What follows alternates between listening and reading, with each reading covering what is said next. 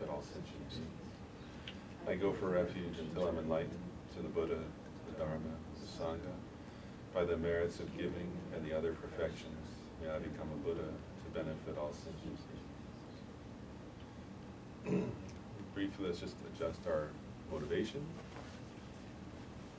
remembering that we're studying the stages of the path to enlightenment, teachings, that our motivation for doing so is grounded in love and compassion,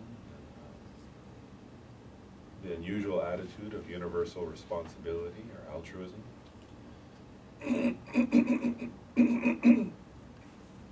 then bodhicitta. So wishing to follow the stages of the path in order to become enlightened, so as to be able to benefit all sentient beings. It's vast, it's the vastness of space.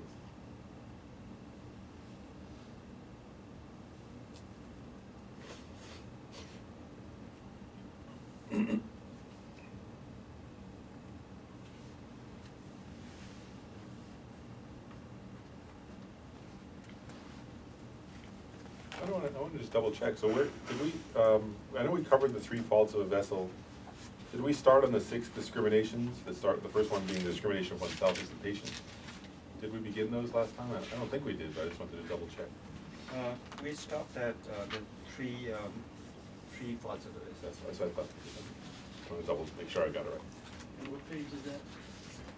13. Yeah, page 13 we're up to.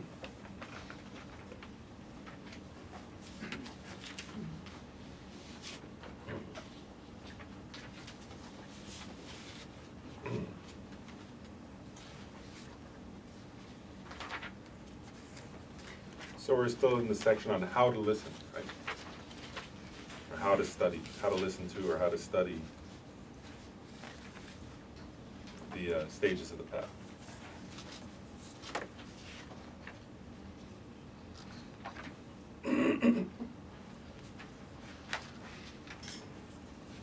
So this next, these next points are the last part of how to listen. And these I think are quite, let's go through them, because they're carefully, because they're quite practical in a way. And they really all grow out of the first point. So let's cover that one first, which makes sense. So the first point of these six discriminations is contemplating the discrimination of oneself as a patient. And actually, Lama Tsongkhapa quotes Shantideva here from the Bodhicharya Avatara. Even when stricken with ordinary illness, one has to follow the words of a doctor. How much more so if 100 ills like lust afflict you perpetually? And so this is really trying to get at like our internal state, right? In other words, how we should sort of feel and think, and a kind of attitude to cultivate. And just pause and think about that, right? Like, so, because we don't ordinarily think of ourselves as someone who's ill, unless we have a physical ailment. We don't usually think that way. And so, actually, so I'm just sort of pausing. Have you ever been with somebody, right, when they had like a serious illness, right, and they go to the doctor, right? Sometimes you even want to bring somebody with you, right? Like, like how if you're really worried that you have something serious, right, then you oftentimes want to bring somebody with you to make sure you get every word, right? Because you don't want to miss even one thing from the doctor, and you want to take notes, right, carefully.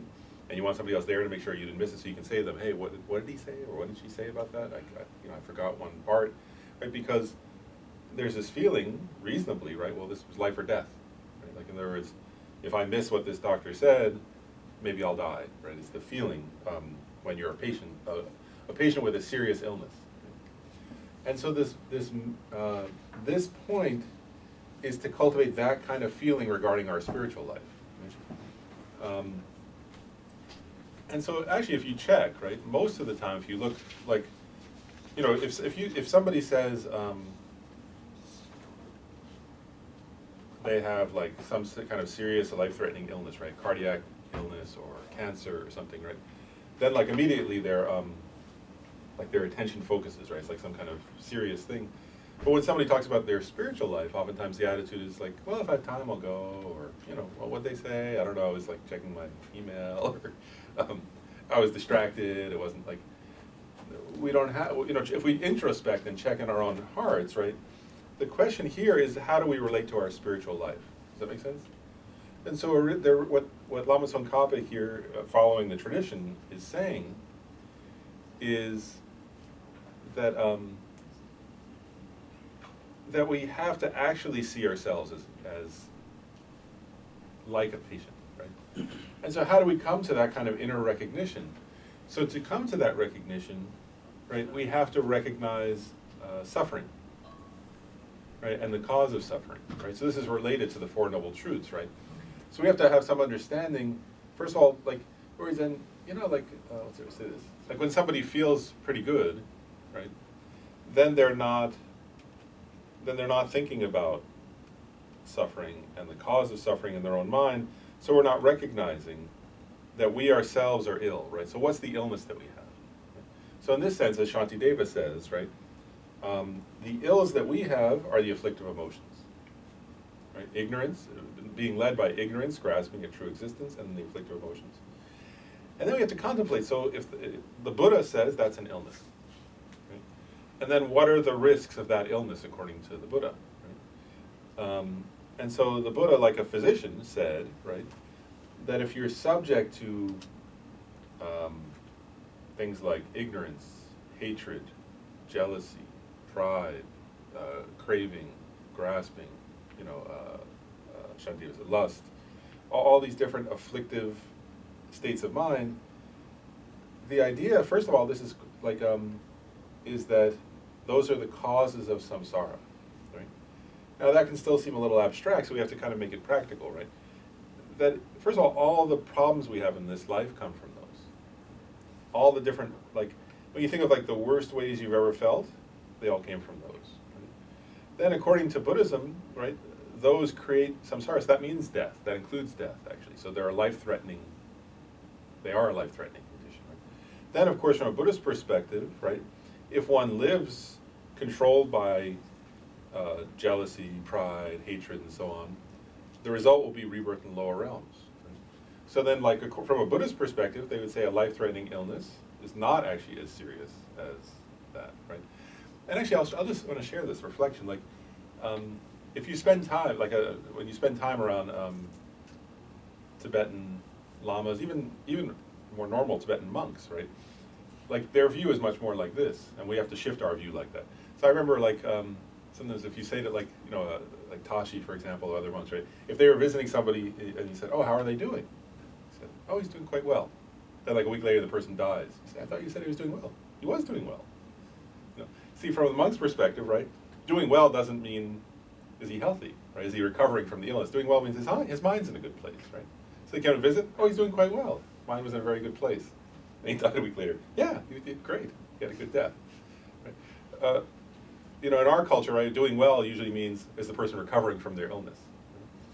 And I just want to point out that's at this point, right? In other words, that we usually, because we mainly, I mean, there's one of the definitions, where is a Dharma practitioner and a non-Dharma practitioner, right?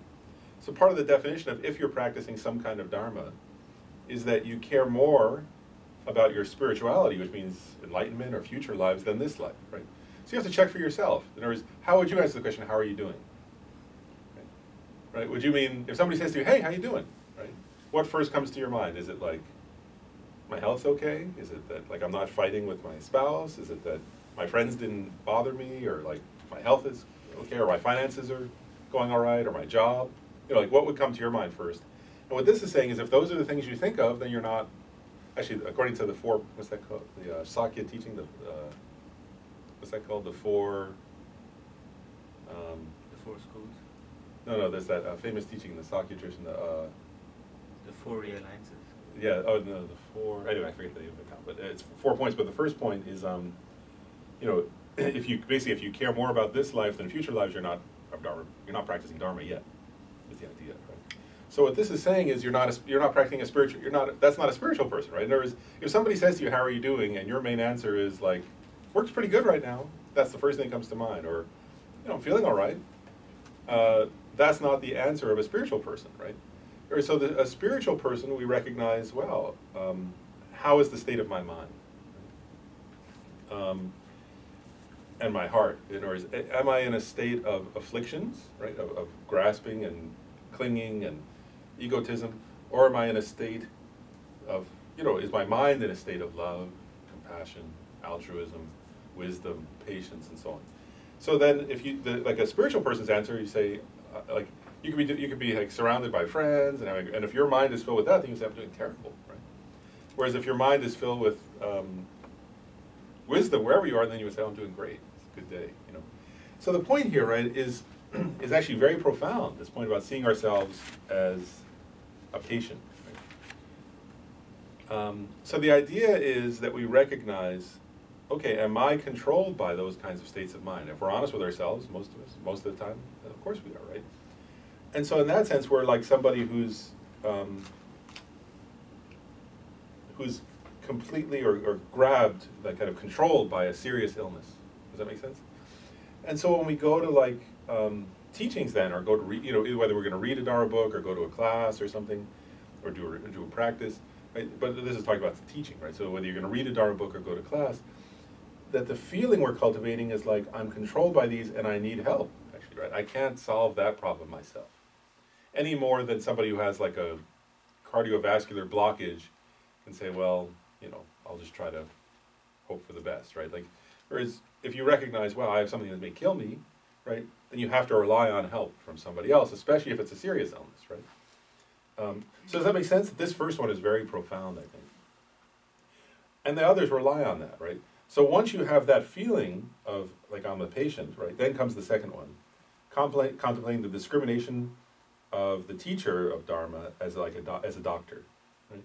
So in other words, the point there is, if we finally recognize, okay, like, all the time I'm subject to so much suffering and pain, and actually if you look around in the world, right, it's unbearable, actually, isn't it? Like, if you look around the world at all the suffering that's happening, it's completely unbearable. And we're all the same in that way, right? I'm also subject to all those sufferings. I also have all of those negative states of mind that everybody else has. Sometimes if we're like Buddhist or something, then we put on like we pretend we don't, right? But the reality is, if we have those in our heart, it's the same thing, right? We're subject to so much suffering. And so how can we rid ourselves of this disease? We don't have the ability on our own.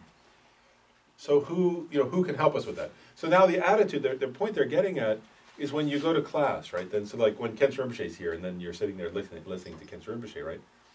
The idea would be to view him as the doctor, right? Or if Lama Zopa Rinpoche, you're in a class, I'm just giving you an example, right? That you view them as the doctor who's giving you this precious advice that's going to save you in this life and future lives from the suffering of the afflictive emotions. Right? And so,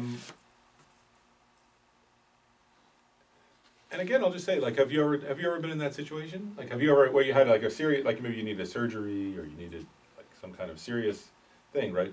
And nowadays you only get 15 minutes with a doctor, right? It's like, because it's the way insurance, like, so you have to really, like, it's like almost like before you go in, you have to like take your notes, right? You have to like have your notes there. You have to be really prepared. You have to think, what am I going to get out of this? Because I only get 15 minutes and the doctor's going to leave and run into another room. And then you're really focused, like, this is what's wrong. Can you help me? And like, if you're wondering that some bump or some other thing is cancer or not, right? Then you're going to really pay attention to what that doctor says for that 15 minutes, right? Because if that doctor says, oh no, that's such and such, don't worry about it, right? Versus they say, oh, you need to get like a MRI and a CAT scan next week, or something like that. It makes a huge difference for you, right? You're going to stay up all night and all that. That's because we're more attached to this life than and less interested in our spiritual practice. But the more we become interested in our spiritual practice, then we cultivate this attitude, right? So it's like, I'm like this ill person. The only person who has the cure for this illness is the person who can teach the path to enlightenment. And so our discrimination of that person is like, I really want to hear every word they say, right? I want to pay very close attention, and I want to, and also there's like a kind of automatic respect for the person who's giving us that, because we need it so badly, right? Does that make sense? Like, there is because we're like a beggar, or we're in a desperate situation. That's the way to say it. We're in a desperate situation with our illness of the mental, and our illness is a mental illness, mental afflictions, right? Which all of us have, in a sense. So now, does that make sense? So are you getting the feeling? Like, these are I just want to pause and say, I mean, these are points that are like a metaphor, actually, right? I'm the ill person, they're the doctor, it's the medicine, and so on. But they're to reflect an inner state of feeling, this feeling of focus and of like commitment and of, in a way, also concern about our own spiritual well-being. Right? So then the third point of these 6 is the discrimination of the instructions as the medicine. Right? Actually, I'm going to read this one. So Lama Tsongkhapa says, right, just as the patient greatly appreciates the medicine put together by the doctor, you should regard the instructions and precepts taught by someone expounding the Dharma as the most important thing, and then make an effort to hold them in respect, rather than wasting them through forgetfulness and the like. Okay? And so that's the idea here, right, is that, so in this metaphor, right, so I'm the sick person, then the teacher is the doctor, and then what's the medicine itself? It's the words of the Dharma, right? It's the ideas expressed in those words. And it's the practices, that come from those words, right? So it's the spiritual practices, right? The methods for cultivating patience, right? The methods for cultivating loving kindness, the methods for cultivating compassion, the methods for cultivating wisdom, right? Those are examples of the medicine, right? So and each one, and like these medicines, right? Like, so if you take the example of the medicine for cultivating patience and tolerance, right? Well, what's that the medicine for? It's to cure a very serious disease, right? Anger and hatred. And even if we say, I don't want to be hateful, right? If we don't learn the methods to counteract hatred, we don't know how to get rid of the hatred in our own hearts, right? Same thing, right? Like if we're captured by ignorance, right? We could say, I hate ignorance. We can say, please free me from ignorance, may I be, but like His Holiness Dalai Lama says, prayer is not enough, actually, right? In other words, if you just pray, may ignorance go away, that doesn't get rid of ignorance, actually. The main way to get rid of ignorance is we have to understand the teachings on wisdom and apply them to ourselves, right? And without those teachings, there's no way to get rid of that ignorance, right? It'll never happen. So the only way to do that is by hearing the teachings that are like the medicine. So it's the cure, right? And each Dharma teaching, in a way, is the cure for a specific kind of afflictive emotion. Right? So we talk about like antidotes, right?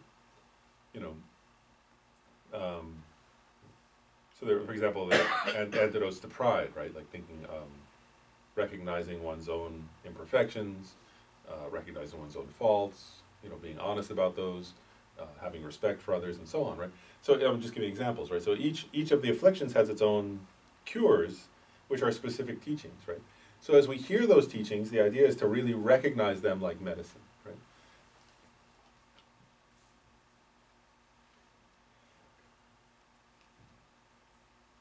And then the fourth point is the one I wanted to spend a little bit, Lama Tsongkhapa spends a little bit more time on it, so we'll spend a couple minutes on it. So he calls it here, generating the discrimination of the persistent practice as the cure, right? Persistent practice is important, right? And so the idea there is this, is like, so if somebody goes to the doctor, right, and they have like some kind of life-threatening illness, and the doctor says, it can be cured, just take this medicine. So Lama Tsongkhapa says, if you then have the prescription and you say, phew, I have this prescription, let me put it in my bag, and you never fill it, are you going to get any better? And oftentimes that's what we do, actually. Like, right? In other words, have you ever done that? I don't know. Have you ever gone to a teaching, right? You say, oh, wow, now I understand. Like, that's the practice to cultivate this good quality. And then you put it on you maybe even take some notes, and just like the doctor gave you the prescription, right? Then you fold it up and you say, oh, that's nice. I'm going to put it on my bookshelf and I'll look at it sometimes. I can see the spine of the book where I wrote that. I'm not going to do the retreat, that would, because I don't have time. I'm too busy, right?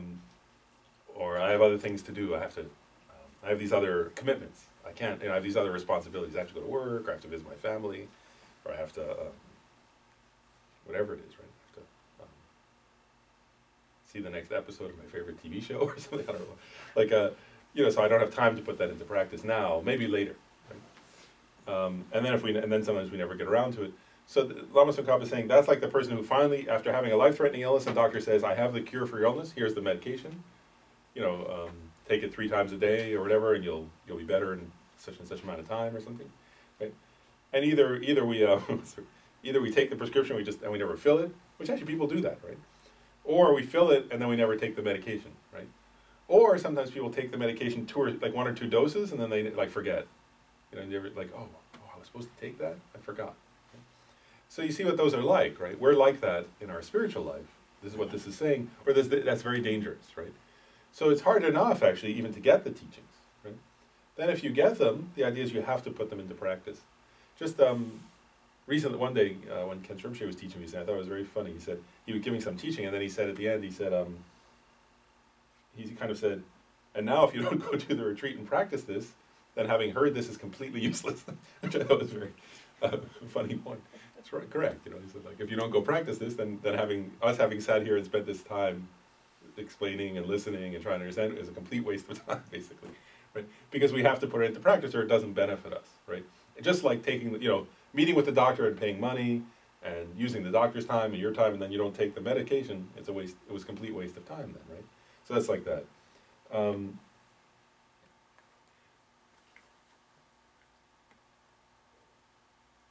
So I just want to go through these actually point by point. So one thing is the idea here. One point is that we have to really a few things that motivate us to take it. I just want to say this that will motivate us to take it. One is recognizing that we've been under the control of the afflictive emotions, right? These negative states of mind, like the ones I just mentioned, right? Anger and craving and grasping and jealousy and pride and all those. One is we've been controlled by those for so long, actually, right? Buddhism would say since beginningless time. Right? And so now we finally have the opportunity to actually permanently be rid of them. Right? So if we start to feel that way, we have to cultivate that kind of a recognition, right?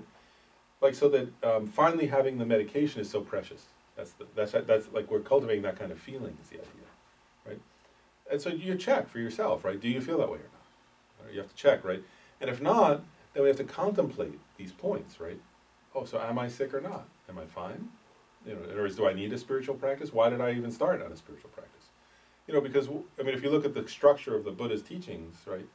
The Buddha started with the recognition of the nature of suffering, right? And really, the Four Noble, this is following, if you think about it, it doesn't say it in the commentary, but if you look at it, clearly it's following the kind of approach of the Four Noble Truths, the Buddha's very first teaching, right? That there's because sometimes it's said that the Four Noble Truths are like a prescription, right? There is suffering, right? Then there's a cause of suffering, right? There's an end to suffering, and there's a path to end that suffering, right? So it's actually like a medical diagnosis, right? And so we have to check for ourselves, am I suffering or not? Am I subject to suffering or not, right? And there are these lists, which will come later in the Lam Rim, about, different 3 kinds, 6 kinds, 8 kinds, that we have to contemplate and check. So am I subject to these or not? Right? If we are, then we kind of develop this recognition of ourselves as the patient. Then Lama Tsongkhapa says, the discrimination of oneself as ill is very important. If it is present, the others will also arise. However, now this is important. However, if that recognition remains merely words, without the meaning of destructions being accomplished, for the sake of eliminating the afflictions, you will only be a listener. And what that's saying here, what Lama Tsongkhapa starts to get into right here, is like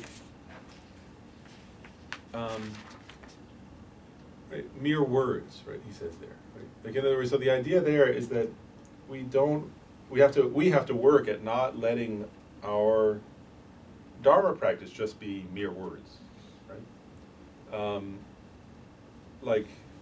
not that words aren't valuable because of the way the Dharma is expressed, but like, what's the word, mere intellectualization, right?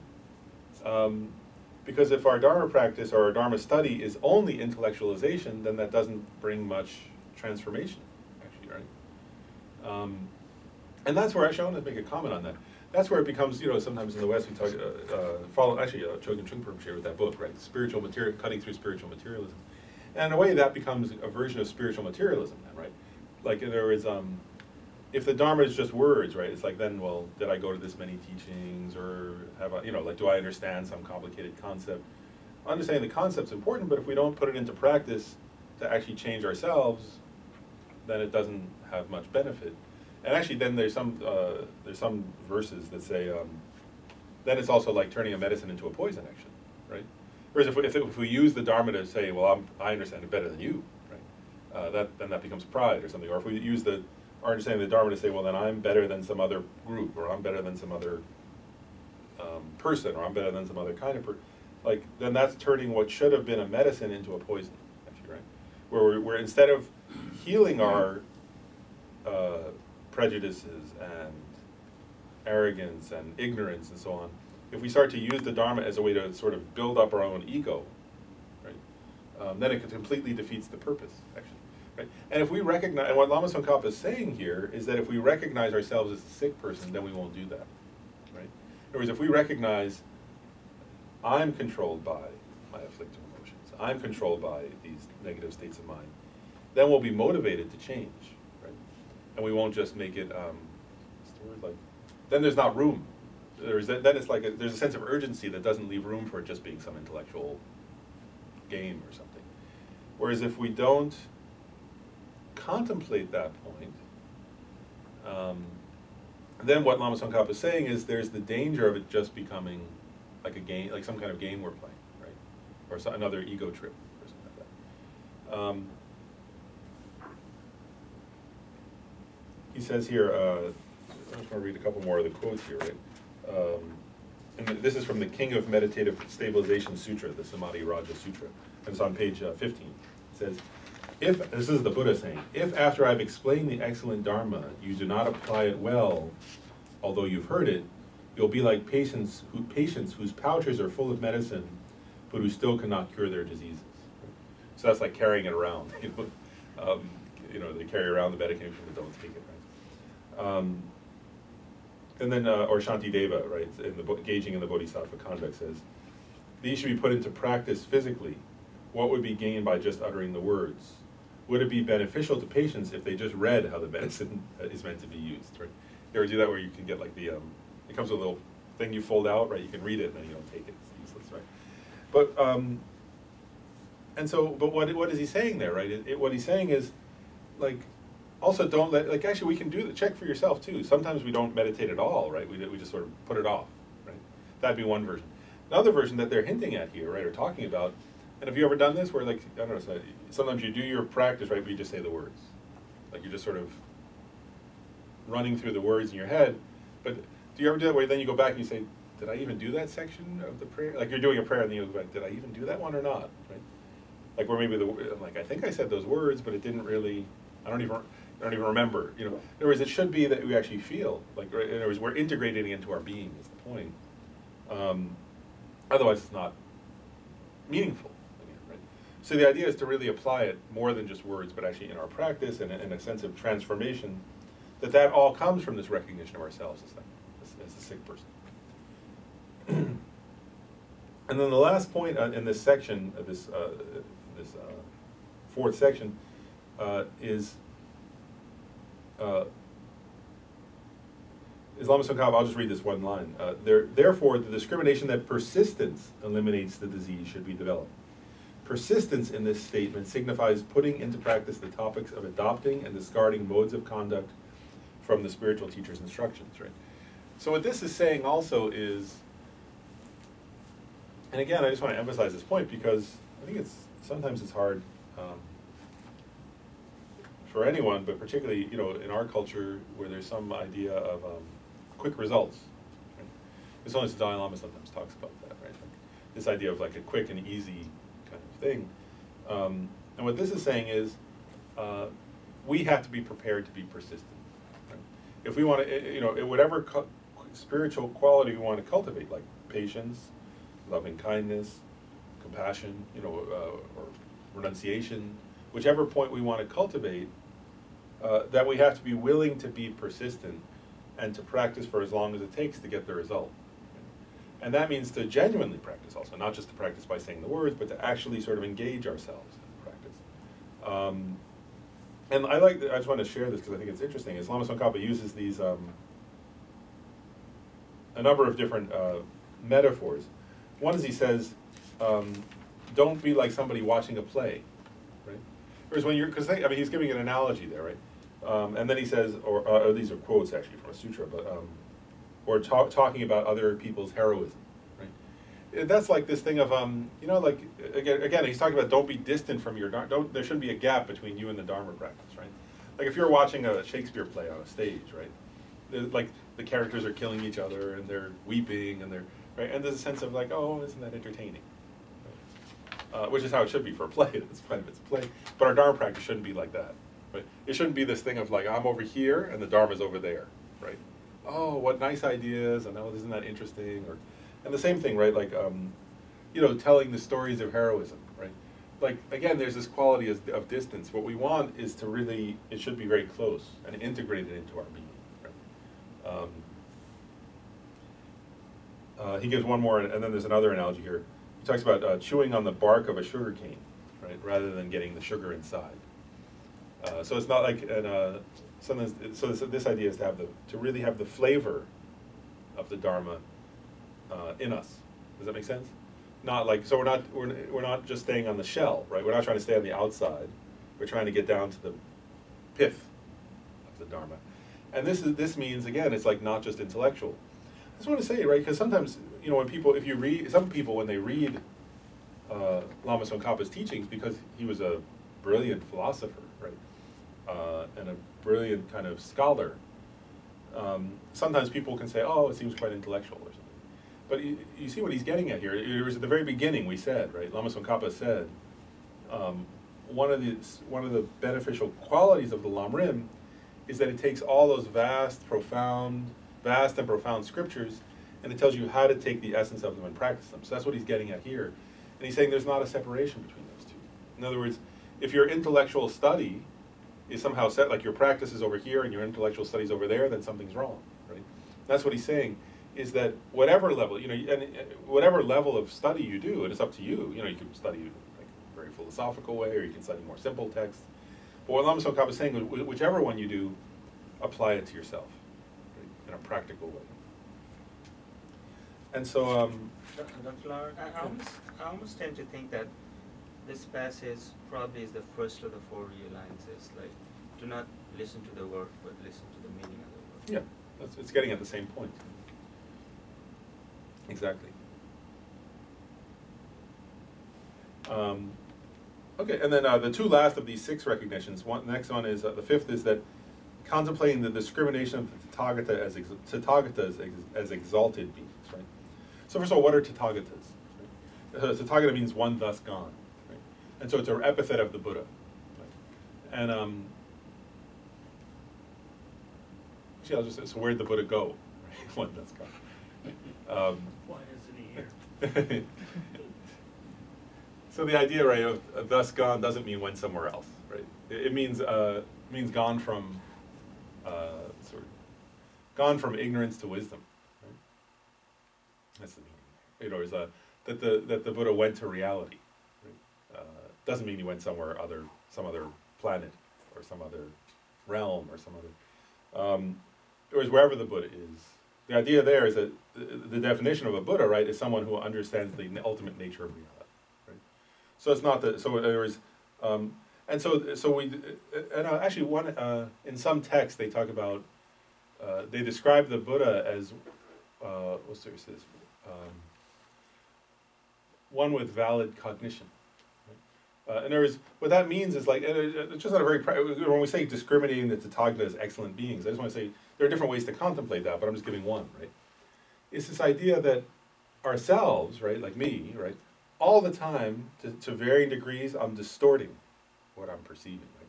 If I'm angry at somebody, then I'm completely distorted, right? Whereas everybody has a mix of good and bad qualities. When I'm angry at somebody, I don't see their good qualities, I only see their bad qualities, right? And I exaggerate those because of my own egotism, right? If I'm like very desirous of someone or something, right? Then, again, everybody has a mix of good and bad qualities. Suddenly I only see that person or that thing's good qualities. And if somebody says, oh, they have these flaws, you could like, say, you know, not right now. So, right? We don't want to hear that. And then like, you know, just under the control of ignorance, right, we're sort of, all different ways, right? We see Chandra Kirti points out, right? We see the things that are impermanent, we grasp at them as though they're permanent. The foremost of which being ourselves, right? We don't recognize our own momentary impermanence. Right? Chandra Kirti points out we grasp at the impure as if it were pure. We grasp at things that are in the nature of suffering as though they could give us happiness. Right? All the time we're doing that, right? Whereas we think, I'll be happy if I can have this, right? And yet that we do that in relation to things that are in the very nature of suffering, so we're certain to suffer. Right? Shanti Deva says something like that. What is it? You know, although they want happiness, childish beings chase after the causes of suffering. Right? These ideas like that. And so one way to contemplate the Tathagata is excellent is the Tathagata, in other words, one who's gone to reality, one who sees things realistically, doesn't do that. Right? So one analogy that sometimes uses that ordinary people like us are childish. Right? In the sense we're childish in the sense that although we want happiness, we create the causes of suffering. We chase after the wrong things. One who has gone to reality, right, doesn't create the causes of suffering, doesn't chase after the wrong things, doesn't see things in an unrealistic way. You know, Kenshin Tree was teaching about that last time, right, about the cessations. Remember, like when he was here a couple weeks ago. Right? So why does anger have a cessation along the path, right? Kenshin Tree said it's because of the person seeing emptiness, right? So in other words, when the person starts to see reality and integrate the perception, the actual correct perception of reality more and more deeply into their being, then they can't distort. Or they lose the ability to distort things gradually. They lose that ability gradually over the course of their path, right? And so they become more and more realistic, and the ability to distort things, right? The ability first or Jeff, you were asking, the first like on a very gross level, then on a subtle level, then on a subtler level. They lose the ability to make these gross distortions, then medium distortions, and then subtle distortions, right? And then they don't have any more afflictive emotions. Right? They only have room for realistic ways of seeing and feeling towards things, right? So what do they keep? They keep things like compassion, because compassion is realistic. Others are suffering, right? Others do need help. So that's realistic. So the Tathagatas have those positive qualities, right? Things like loving kindness. But they lose, because they don't distort reality anymore, they lose the ability to have all those afflictive states. So then, if we contemplate like that, we can develop a lot of respect, right? And a lot of, as it says here, a lot of respect and admiration for the Tathagatas, for the awakened ones. Why? Because they have those qualities and we don't, right? I'll just share one more, just remember the story of, what's his name? I think that unconventional Lama, maybe it was Drukpa Kunle or something. But then when he got to Lhasa, and he saw the famous Joel Rinpoche statue of the Buddha, right? And they said that he like, I don't know, maybe somehow he didn't really like the idea of prostrate, but then he said, okay, you know, you tamed your mind and I didn't. You know, okay, I'll bow to you. And he kind of bowed down, you know, or something like, you know, there was that, he had a realistic, and what's the word? He wasn't just doing it out of cultural norms, is the point, right? Like, there's a cultural norm if you're in Tibet, you do that, right, or something. He was pointing out, you don't do it for cultural norms, you do it out of a genuine recognition that there's something worthy of respect that's symbolized there. Right? And I'm just giving an example of what's worthy of respect. Seeing reality is worthy of respect, right? Not having hatred, jealousy, pride, and so on. That's worthy of respect. Completing the qualities of love and compassion, that's worthy of respect. So with that, one develops respect. And then the last point is generating the wish for the Dharma tradition to last long. And Lama Tsongkhapa says, one could think something like, how nice it would be if, based on listening to such a Dharma, the victor's teachings were to remain in the world for a long time. And again, you know, that one, again, I just want to point something out about that one. You know, sometimes we can think like that, I say right, like, again, that we're somehow separate, we're distant from something, like from the Dharma. But actually, my point is, this point I just want to say, I think there's something significant here I just want to remind people of, which is, how does the Dharma last long? What causes the Dharma to last? And as the Dalai Lama says, right, it's not the temples, right? It's not statues, it's not, I mean, those things are nice, you know, it's not reliquaries or things like that, right? What causes the Dharma to last long is mainly actual people, right, listening to teachings and studying, thinking about them, and then putting them into practice. Right? And then the Dharma is lasting, is existing in their hearts, right? And so, if people don't do that, then the teachings don't last. Right? If people do that, then the teachings do last. So, we're people, right? In other words, if we do these activities, right, of viewing ourselves as the patient, of listening with that kind of attitude, and then of doing the practices, then we're contributing to that Dharma lasting long, right? So that's an actual contribution to that process, because it's not something separate from the activities of listening, contemplating, and meditating, right? I think sometimes it's easy to think, oh, that's just the job of monks in Tibet, right? But actually, there aren't that many monks left in Tibet because of the communist Chinese invasion, right? And you know, or we could say, oh, that's the job of monks in India, right? And partly it is. I'm not disagreeing with that, but the reality is that it's all of our jobs, right? If we care about that. Whereas if you value it, then it's all of our job. And so we should feel some sense of responsibility like that to try to make our contribution to that process.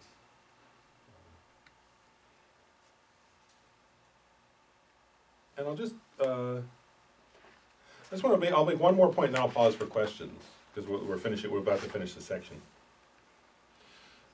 So one last like supplementary point here, the way in which having related to this to your mind, it is necessary to listen, which is on the top of page 16. And what Lama Tsongkhapa says here in the end, which again I think is very profound and practical, so I just want to mention it, is he basically says, relate to these Dharma teachings like a mirror, which I think is a fascinating metaphor, using a lot of metaphors, right? Well, actually that's a simile if I say like a mirror, but he doesn't say like, he just says, beholding the forms of my bad behavior in the dazzling mirror of Dharma. Okay? Anguish arises strongly in me and I turn towards the Dharma. And so the idea here, I just want to point out, is if you do all of those things, right? Remember I was saying earlier, like the Dharma shouldn't be like a play, right? Something out there. It shouldn't be like people telling the stories of soldiers or something, right? It should be something very personal and very much integrated into our being, right? And what he's saying here is also we should see our own reflection in the Dharma. Actually, we should try to see ourselves, right? And what he's pointing out is if you honestly see yourself, what you're oftentimes going to see are your own faults, right? Whereas when you study the Dharma, sometimes what you're going to see is, wow, I really don't do that. I'm not practicing very well. You know, when we look at them, you know, in other words, because I want to say this too, like, so the danger there, I want to point out, he doesn't go into all this detail, but, you know, so one danger is then we could say, sometimes people do that, right? They say then, well then what's the Dharma, like, that's nice that that's the Dharma, right? But like, what's the practical one for me? You know, that's a mistake, right? That's like saying, you know, this mirror shows that I'm really filthy. Please bring another mirror. You know, I don't like that mirror. Well, if what the mirror is showing is that you're dirty, then you're dirty, you know, and clean or don't clean, but if you have an accurate mirror, then it's your responsibility to take responsibility for what you see. Does that make sense? And actually what this is saying, and I just want to point something out, is like what this is saying is sometimes if we're really studying Dharma, it should be uncomfortable, actually, right? Whereas, because we should be sometimes seeing our mistakes and then trying to change them. You know, I really like it's in the same line as this, the same idea. Sakya Pandita I'm probably not going to get the exact quote, but he basically said, if you want to be wise, forget about being comfortable. And if you want to be comfortable, forget about being wise. And he was getting at the same point that Lama Tsongkhapa is getting at here, which is, if we're going to really like try to change, right, then we have to, as we listen to the Dharma, have these moments where we say, oh, no, like that's not what I'm doing, you know, or, oh, wow, my mind is really off on this topic, in this way or that way. And those moments are uncomfortable, right? And because then if you're taking it, if we have the recognition of ourselves as a sick person, then we have to realize, well, I have to change. Darn, you know, like that's hard. But that's the process of getting better, right? And so if you listen to these teachings, again, if all you think is, like, if you listen to them like, let's say this, like the way you would listen to somebody telling a story of Achilles or something, right? Then that's a mistake, right? Whereas instead, when we're listening to these, what we should sometimes be feeling is, oh no, I don't do that. Oh wow, I've got to change myself. Oh, I've got to be better in this way or that way. Then that's a good sign. Does that make sense? And so, and also I'll say, like, you know, if you spend time around good teachers, right, like Lama Zopa Rinpoche, for example, right, then for sure there will be these moments where you feel like, oh no, you know, what have I been doing or something? And that's a good sign, right? Whereas that doesn't mean you're hopeless. That doesn't mean there's something terrible. That means, oh, you're learning, you know, like, so if you start to feel bad when studying the Dharma, you should think that's wonderful, like, and that's what he says here, right? Anguish, like, I mean, in this quote that Lama Tsongkhapa gives, he says, beholding the forms of my own bad behavior in the dazzling mirror of Dharma, anguish arises in me, right? That's a strong word, anguish. It says, and I turn towards the Dharma, right? So what this is getting at also, I think, implicit in that, is that it takes a bit of bravery, right? To be willing to, like, look at ourselves in the mirror of the Dharma honestly, and then say, wow, I have a lot of cleaning up to do. But that if we understand that we're like the sick person, we have to do that. Does that make sense? And then that's how we improve, and that's how we grow. You know, if we never have those moments, then actually, how could we possibly get better? Or is then we were already perfect, you know, which is not the case, right?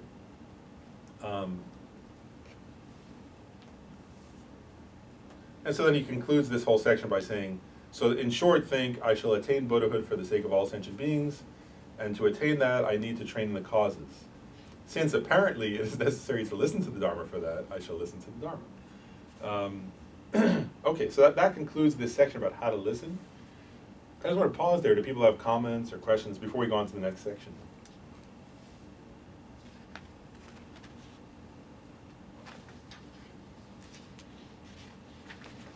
You guys get the feeling of how it's very, like, psychological, this part, right? It's very emotional. It's like not, I mean, whereas he's really guarding against this intellectualization or distancing or not putting it into practice. And this idea of persistence, that we have to be willing to be persistent if we want to change. Basically, it's saying you got to be disciplined. Yeah, disciplined, and that also that the process takes energy, right? It takes You have to commitment. install yourself. Yeah. Well, most people are here because they're not exactly ecstatic about their lives. Yeah. It's not a group of really, really happy people, at least at the beginning. Yeah, yeah. So, Okay, so maybe that recognition is not so hard. We're with it, yeah. Okay, real good. In full agreement. That's great. So we're on track. Thanks for speaking for us. Yeah. The example. Jeff, you're saying you'll take the medicine, but in a low dose over a long time. It's just too hard. Well, you've stuck with it for how long, though? You've been sticking with it for a long time. Okay, and then the next section then is, having covered how to listen to the Dharma, the next section that Lama Tsongkhapa describes here about the stages of the path is how to teach or how to explain the Dharma, which he covers in 4 points. So the first of the 4 is considering the benefits of explaining the Dharma. And he points out a few things. He says, first, I think it's almost fun. This is from the Treasury of Manifest Knowledge, right, which is the Abhidharma. it says, giving Dharma free of mental afflictions, teach according to the sutras and other true texts, right? So part of what he's saying is, if we're going to contemplate the benefits of giving Dharma, we have to recognize the benefits depend on, those benefits being relevant depend on two factors. One is giving Dharma free of mental afflictions, right? So in other words, these benefits don't accrue if you're teaching the Dharma in order to gain wealth or fame or whatever, popularity or something like that. It has to be with an attitude of loving kindness, right? And the second is according to sutras and true texts, right? So he's saying also these benefits don't accrue if you're teaching a made-up Dharma that doesn't accord with the teachings of the Buddha. If you're making up your own thing and saying that's Buddhism, actually that's quite a bad mistake. You know, it's like, this is not saying not saying that people can't make up their own things and teach them, but if you say this is Buddhism and then you're making up something that's not in accordance with what the Buddha taught, that's actually a bad karma, right? So this is saying, if we're going to consider the benefits of teaching Dharma, we have to be clear that what we're talking about is teaching in two ways. One is, free of mental affliction, so you're not teaching out of on an ego trip, right? And the second is that you're teaching in accordance with the sutras and other true texts, right? So what does His Holiness Dalai Lama point out? He says, His Holiness is often saying, right? What that means is teaching according to the sutras, then the shastras, right? So and His Holiness talks often about the 17 great pandits of Nalanda, right? So following the teachings of the tradition from Nalanda University, for example, right? Which is the tradition that came to Tibet. And then in accordance with texts like Lama Tsongkhapa's, right? And you even see how often Lama Tsongkhapa is quoting sutras and Shantideva and Nagarjuna. He's quoting these great masters. The point being, Lama Tsongkhapa also was careful, right? He wasn't just making up his own, even though he had visions of Manjushri and all that, right? Whereas when he taught, he was always clear he was teaching from within the tradition, right? That came from the Buddha, through the great masters of Nalanda, and then down to, in a lineage to himself.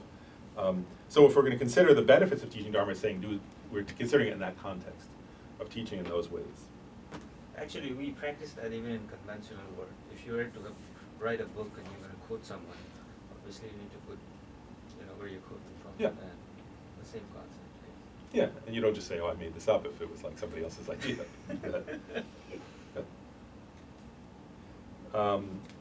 So then it says, and then we'll just go through this briefly because some of you, well, at least one person teaches, and others, Gabe, who's not here today, does, and some of you may in the future. So it says a few things. One is, before explaining the Dharma, in order not to have mental afflictions, think about impermanence at the beginning, right? So what it's saying is, like, right before you're going to give a teaching, you're supposed to think of impermanence, and particularly like the impermanence of, in general impermanence, and then particularly impermanence in terms of your own death, right, that you're going to die.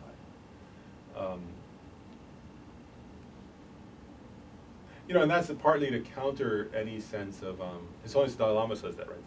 That's to counter any sense of self-importance, right? That one thinks about impermanence. It's very true, right? If you're, like, I sometimes say this, if you ever visit a hospice, right? I always think that's funny when if you listen, like, if the person starts saying, like, so if one person says I was a janitor, and the person next to him says I was a CEO, like, usually the nurse who's taking care of them as they're dying, who's very busy, says, "Oh, that's nice," right? So if I was a CEO of a big corporation, "Oh, that's nice." I was a janitor at the place down the road. "Oh, that's nice." Nobody cares. I noticed that the other day also. I thought, oh, trains are like if not Amtrak, that might be different, but like the subway's like that, right? It doesn't matter if you're like, the president of a university or garbage collector, right? If you're on the train, it's like irrelevant. And hospice, it's irrelevant. Those are like realistic places. Or something. So anyway, this is saying remember impermanence, right? Like in other words, so if you have some sense of pride. And then it says here, actually, maybe I'll quote that. And then Lama Tsongkhapa mentions there are 20 advantages of giving the Dharma. And in the middle length Ramim, he just mentions that, but in the Lamrim Chenmo, the great Lamrim, he actually quotes that sutra. And I'll just read it. So the 20 benefits of giving Dharma, right, are that you will come to have recollection, intelligence, understanding, stability, wisdom, supermundane wisdom, little desire, little hatred, little ignorance. Demons will not find an opportunity to harm you. The Bhagavan Buddhas will think of you as their precious only child. Non-humans will guard you. Deities will bestow charisma or power on you. Enemies will not harm you. Friends will remain steadfast. Your words will be trusted. You will attain fearlessness. You will have abundant happiness. You will be praised and wise, and your gift of the teaching will be worthy of remembrance. And so it's talking about karma, right? Like that those are positive karmic results. And so what this is doing, actually, I just want to point out, what Lama, if you think, so why is Lama Tsongkhapa sharing some of these benefits, right? And then he says also, I'll give one more, in the questions of the Householder Urga Sutra, right? This is in the middle link that you have at the bottom of that, page 16. It says, the merit of a householder giving immeasurable material things is exceeded by an ordained person giving a single verse of Dharma, right? And what that means is that the supreme gift is the gift of the Dharma, is what Lama Tsongkhapa is saying. And so I think, to be clear, right, part of why Lama Tsongkhapa is sharing these points is to give us some enthusiasm, right? To have each of us think, well, okay, if I have the opportunity, because teaching could be anything from explaining something to a friend, right, who's in need. That's giving the Dharma, right? If you remember a Dharma, if somebody's angry and you remember a teaching from Shantideva, and you say, oh, one thing that helped me is such and such, that's giving the Dharma, right? If a friend of yours who's trying to practice is stuck, and they don't know how to do a certain practice, and you remember from teaching that you attended, and you say, oh, I know how to do that, let me explain it. If you want, would you like me to tell you? Oh, here's what you do. That's giving the Dharma, right? And so the idea here is to give us some enthusiasm, right? To say, okay, I want to try to do that, because it's a way of benefiting others. And the idea there is that the karma of giving Dharma is more powerful than the karma of giving material things, because it's the cure for the mental afflictions, right? So that's more power. Next, the second of the 4 points about how to teach the Dharma is generating respect for the teacher and the teachings. And there it's often said that, as it says here in the text, that actually it says that when the Buddha was going to, on Vulture's Peak in Rajkriya, when the Buddha was going to teach the Perfection of Wisdom Sutras, which are what this teaching is based upon, it said that the Buddha said that he made up his own, it said that the Buddha made his own throne to teach from, and that the meaning behind that gesture was not pride or arrogance, it was that he had so much respect for that teaching, right? That he said, like, I have so much respect for this teaching because it's the mother of the Buddhas. In other words, all the Buddhas arise from the teaching of the perfection of wisdom, right? And so, like, the Buddha had so much reverence for the perfection of wisdom. And so the idea is that we should also feel reverence for the Buddha's, when we're teaching the Buddha's teachings, we should feel reverence for the Buddha and the teachings of the Buddha just like that. Then it goes through the attitude, right? And the idea here, this one won't spend long on because it's very similar, but is to what we just talked about, but it says, generating the discrimination of oneself as the doctor, of the Dharma as the medicine, of one listening to the Dharma as the patient, of the Tathagata as a holy being, which we just covered, and of the mode of the Dharma to abide for a long time. And so those 5 recognitions are very similar to the 6 recognitions that we just covered, right? But the idea there, again, it really, again, if you think of it from the inner experience they're getting at, is when it says, and then it says, at the last thing there, he says, as well as development of loving kindness towards the people around. It's a funny way to put it. But what that's getting at, right, is again, so we say this, like, if you're, like, what that's getting at really is this, is like, if you're a good doctor, right, and somebody comes in with a serious illness, like, your concern is for them, right, and is for helping them in that moment. It's not like about, oh, what a great doctor I am, and wow, people should really think I'm so wonderful. Or like, whereas like if you see where if somebody's coming in, I don't know, if you ever, like, I remember once, like seeing it on college, so I'd tell people if they were going to live or die, right? Like in those moments, the person's not thinking, oh, aren't I great, right? They're thinking, wow, this is serious, and I have to do my best, and I have to really be present and focused and share what I can share because this is a serious situation. And what that's getting at is that when teaching, that one should cultivate that kind of attitude, right? This is serious because the afflictions are serious, and the Dharma is a cure for those, and so it's something quite important. And And you know, and then also again, and this is how we all can try in our own ways to contribute to the existence of the Dharma, which again mainly is the existence of the Dharma in people's hearts, in people's minds. And then he says also, Lama Tsongkhapa advises, right? Let go of envy and anxiety for others who are superior, laziness for putting things off, discouragement, fatigue due to explaining things over and over again. I sometimes laugh whenever I read that one because I think of Lama Zopa Rinpoche particularly. He teaches, you know, like with Western students, it's like, it takes a long time to help us. So I have to have a lot of patience sometimes like that. I think of him in particular. Praising oneself, chit-chatting about other people's faults, reluctance to lend out texts, and so on. So basically what it's getting at is teach out of a sense of compassion. And then it gives us advice activities. Wash and dress in clean clothes and a clean and pleasant place. Put your cushion. And then he advised, here he says, chant the mantra for subjugating demons. All the commentaries suggest that in modern times, that what substitutes for that is saying either the Heart Sutra or at least the mantra of the Heart Sutra. That Tayat to Om Gate Gate, Paragate, Parasangate, Bodhisattva. So there is I even asked Kensho Rinpoche about it. He said, yeah, we just do that. So, because I couldn't find it. And all the commentaries said, we just use the Heart Sutra nowadays. And I asked Kensho Rinpoche, he said, yeah, we just use the Heart Sutra nowadays. So we can do that instead.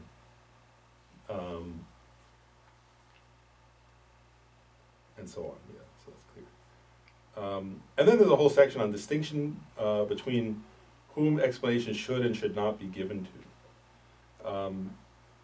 One point there is, it says, this is traditional Buddhism, is that one shouldn't teach without being asked to teach. Right? So there is the idea is that, and that's important, right? There's no Buddhist tradition of, what's the word, like trying to convert people or trying to get people to listen to Buddhist teachings.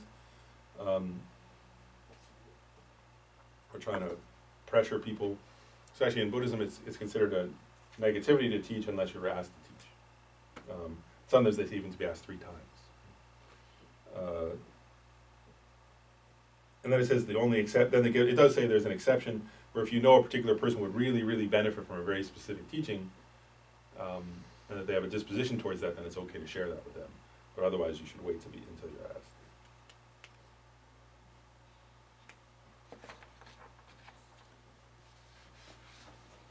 And then it says at the end, what should be done at the end. So after having taught, one should dedicate the good karma, which we should do with any of our virtuous actions. And this is saying also, of course, we should do that with regards to the teaching. And it gives the example. It says with aspirational prayers such as the prayer of good conduct, which is sometimes called the king of prayers. It's the prayer of Samantabhadra. That's actually in the prayer book. And so then it just says, I'll just go through this briefly, the benefits of this. There is no doubt that if the Dharma is explained and listened to in this manner, in just one session, the advantages stated above will arise. Due to the act of listening to explaining the Dharma, hitting home, all karmic obscurations accumulated previously by not respecting the Dharma, and those who expound it and so forth are purified, and the ones being newly accumulated are nipped in the bud. And one point about that is, I'll just mention, is where it talks about the karma of not respecting the Dharma. And one of the commentaries that explained something about that, which I thought was interesting, was that it's that if we have a karma from this life or previous lives, whatever, either one, of not having respected the Dharma in the past, then the result of that, which sometimes we may experience, is like where you're trying to practice and you can't seem to get your mind to go into it, or like you sort of keep forgetting or keep getting, like it's like you can't get yourself to engage with the Dharma. Sometimes that's a karma of having previously disregarded the Dharma. So you create an obstacle for yourself. And what this is saying is this is one way to purify and overcome that obstacle, and then it becomes easier to practice.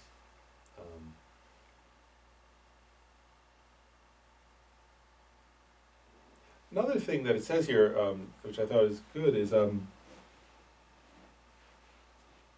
it says that the former gurus instructed and persevered. So one is there's that point that the teachers of these lineages, right, applied themselves with great effort. And one thing that, again, I'm just going from the commentaries, that they said there is that, actually it said this in the, is that it's useful to reflect on the biographies of the past teachers of the lineage and so on. And to think about the efforts that they made and to aspire to be like them. Does that make sense? That there's a benefit to that. And so that's actually a good activity. You know, sometimes if you're, you know, like reading biographies of past masters is going to be beneficial to your mind. It's very true.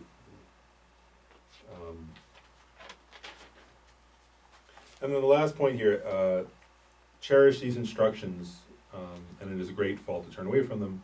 So it says,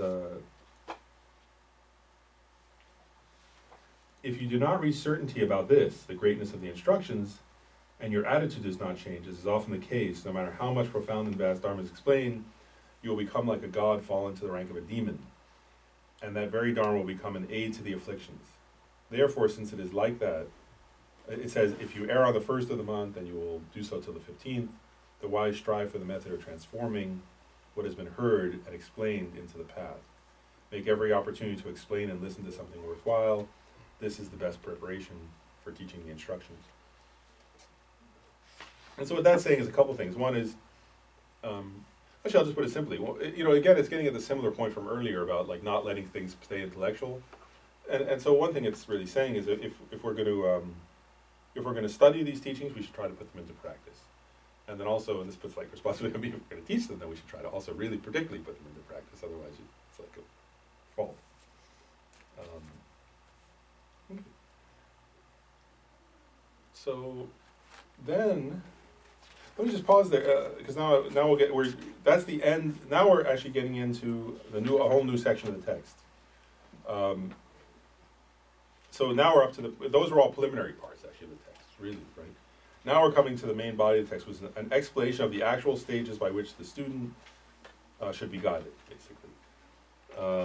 So now we're coming to the actual main practices. Those other ones were like, there was like, you know, up to that point, right, it's how to listen, right, and how to teach. Now it's having understood how to listen and so on, right, and why we should listen. What are the actual practices? That's now we're getting to that section. So we're done with these sort of preliminary parts, and now we're up to the beginning of the actual instructions. So yeah, any comments or questions before we go on to the next section? Okay. So now in the Lamrim, the very first instruction is relying on a spiritual teacher.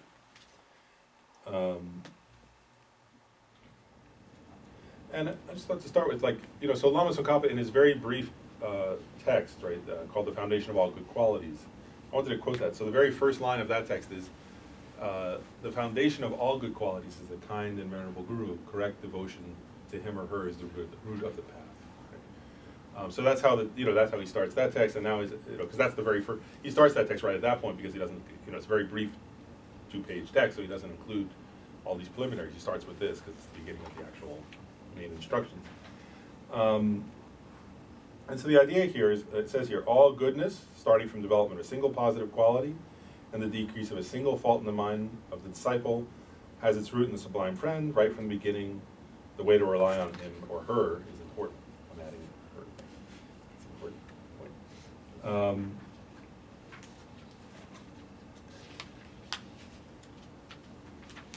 So I just want to pause there and like make some general comments, and then I want to cover today the qualities of a teacher, and maybe the qualities of a student also.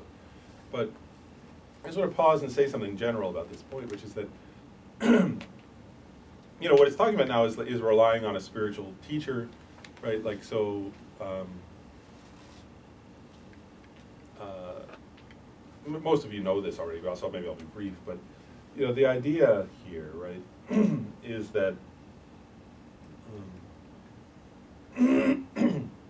if we want to practice these, as we were just talking about, in a way that actually changes us, right, then it's not enough just to read books. That's very clear, right? And then also that we need an actual guide on the path, right? And there are many analogies for this, right? But, you know, basically on a very simplistic level, even in a worldly way, right? If you're going to do something complicated or difficult, it's not enough to read books, right? Like, so if you're going to, I mean, that's obvious, right? Like, whereas even people who are just going to be like, well, actually, for example, I mean, well, I mean, a traditional, typical example would be a surgeon, right? Whereas, like, would you trust a surgeon to do surgery on you who said, "Oh, I've read a lot of books on surgery"? No, right? In other words, they need to be there in the operating room with another surgeon, right? And they need to have done that over and over again, right? And started by just doing, you know, maybe a little bit of stitching up and watching, and then slowly they do more and more complicated procedures until they can do the surgery themselves, right? And you know, and you would never, like, in other words, that would be right? If you said, "Oh, I need what's the word, open heart surgery," somebody go to somebody who read a book on it, that would be really stupid, right? And the idea is the same. In other words, that if we think I can become enlightened without, enlightenment is harder than that, right? So the idea is that we need somebody who's experienced and who's gone through the path to show us how to do it. And all the past, and this is very true, right? All the great masters of the past did that, right? And or studied with someone who practiced themselves and sort of helped them along the way. And so we have to do similarly. And there's no way around that reality. That's just that's how it works. And I'll say too, just a personal comment on that. You know, if you're just trying to, I want to be clear, that's about Mahayana Buddhism, right? If all you're trying to do, which is not, you guys wouldn't be here for the most part, but if somebody's just trying to learn like a basic mindfulness to relax, that's, you know, well, that they don't need, you know, helps, but they don't need a teacher for that. Right? This is talking about if you're trying to cultivate the path to enlightenment. That for that you need a teacher. And then the next point, and I wanted to say a little bit about this because His Holiness the Dalai Lama often emphasizes this, and in his commentary on this text he emphasizes it, is he says, in general this is true, and then he says, and especially in the West, he says, people need to understand that it's your responsibility to check the teacher. And he says, because people sometimes think, you know, His Holiness says this is a mistake, this happened in Tibet, but right now His Holiness is quite concerned about it in the West. If you, I mean, oftentimes on stage even, they'll say that, right? They'll say it to the Westerners, and they'll also say it to the Tibetans. They'll say, you people who came here, you know, don't be going around just trying to get money out of these people. Don't be going around trying to just get fame. You know, it's your responsibility to have compassion, and you're here for that. You know, and some of you are not doing that, he says. You know, so, and I think I mentioned that when His Holiness came to Khenchen Rinpoche's center up in Connecticut, the very first thing he said was he pointed to Khenchen Rinpoche. He says, I've known him a long time, and one thing I can tell you is he won't cheat you. And of course everybody laughed, because knowing Khenchen Rinpoche, that's pretty obvious. But His Holiness even said, like, it's not really funny, because there are a lot of people who are cheating. And that was His Holiness the Dalai Lama saying that. And saying, you know, he was saying, I can vouch for Khenchen Rinpoche, he won't. But His Holiness is saying many Tibetan lamas are going around not that ethically. So His Holiness is saying that, and His Holiness knows those, he would know, right? He's the leader of that tradition. Then we should be careful in that way. And so His Holiness says, it's our responsibility as students. There's actually it's this. You know, it's funny, right? There is very much later in this text we're talking about dependent origination, right? And one kind of dependent origination, right, is you could say like sometimes we say that the student depends on the teacher, right? But dependent origination goes both ways, right? So the student depends on the teacher, but also the teacher depends on the student, right? In the sense that somebody isn't a teacher if they don't have a student. Well, you know, if I say I'm a teacher, but there's no student, then I'm not a teacher, right? So in other words, it's a mutual interdependence, right? You know, the student is a student and depends upon the teacher is a teacher and depends upon the student. And so part of the idea there is that we have to be responsible for checking on teachers before we become their students, and that's our own personal responsibility. And as Holiness points out, and many lamas have pointed this out, is that it doesn't matter, like, if a person has a big title, right? Because sometimes we do that. Actually, this is like, and if you go through this, I think it's funny, actually. Like, Lama Tsongkhapa is going to list the qualities of a teacher. It doesn't say in these qualities the person should have the title Rinpoche, for example, or Tulku, or Lama, or Lopan, or Geshe, or there's none of those things are what's listed here, right? Sometimes qualities that those reflect might be listed, so sometimes that's true. But these come from the Buddha, and the point is it's our responsibility. The point I'm making is, like, we don't base this decision on advertising, right? That's not, the person had a good poster is not listed here, or a good website. That's not listed here. The Buddha didn't say. If the person has a really good website, that's funny. Anyway, and it's also not based on like, are they, whatever. It's not based on any of those superficial things, right? It's not based on appearance either, right? And so let's go through what the qualities are, okay? Because this is a really important point, because if you don't know what the qualities are of a teacher, then you can't check. And I'll say also, like, one last point I'll make, that because I found it very touching one time. It was in California this one time that both Lama Zopa and Rinpa Rinpoche, who was one of my main teachers, were there, and Lama Zopa was so happy to have Rinpa Rinpoche there.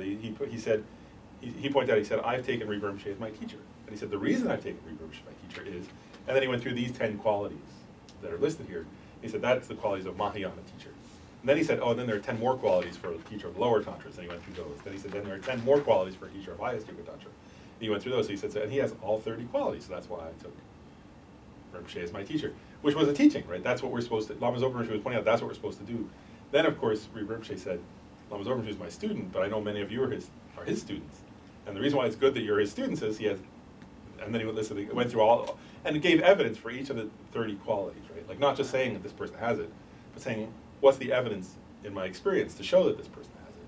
So my point is, what they were saying at that time is that's what we should be doing. We should know what the qualities are, and we should check. Is there evidence that this person has those qualities? So let's go through them, okay? And I'll go through them. I think it's funny. Lama Tsongkhapa says the highest characteristics, then if you can't find something like that, the middling characteristics, and then he says, and then the minimum requirement. Or something like that. But okay, so Lama Tsongkhapa in this text bases these 10 qualities on a teaching by Maitreya called the Ornament for Mahayana Sutras, the Mahayana Sutra Alamkara. So that's one of the teachings, one of the 5 great treatises of Maitreya Buddha. Maitreya, I guess, Buddha or Bodhisattva, how you label. I'll just read the verse, right? A spiritual teacher with discipline, calm, complete peace, more qualities, with effort, rich in scriptures, who has thoroughly realized suchness, is eloquent, loving, and never disheartened. On that one rely. So that's what we're looking for, somebody who has these 10 qualities. Is it more qualities, or should that be moral qualities? No, that's more. It means more qualities than you, like than myself, than me. More qualities than oneself.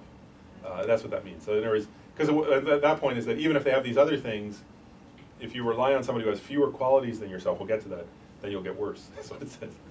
So more qualities than oneself is what I mean.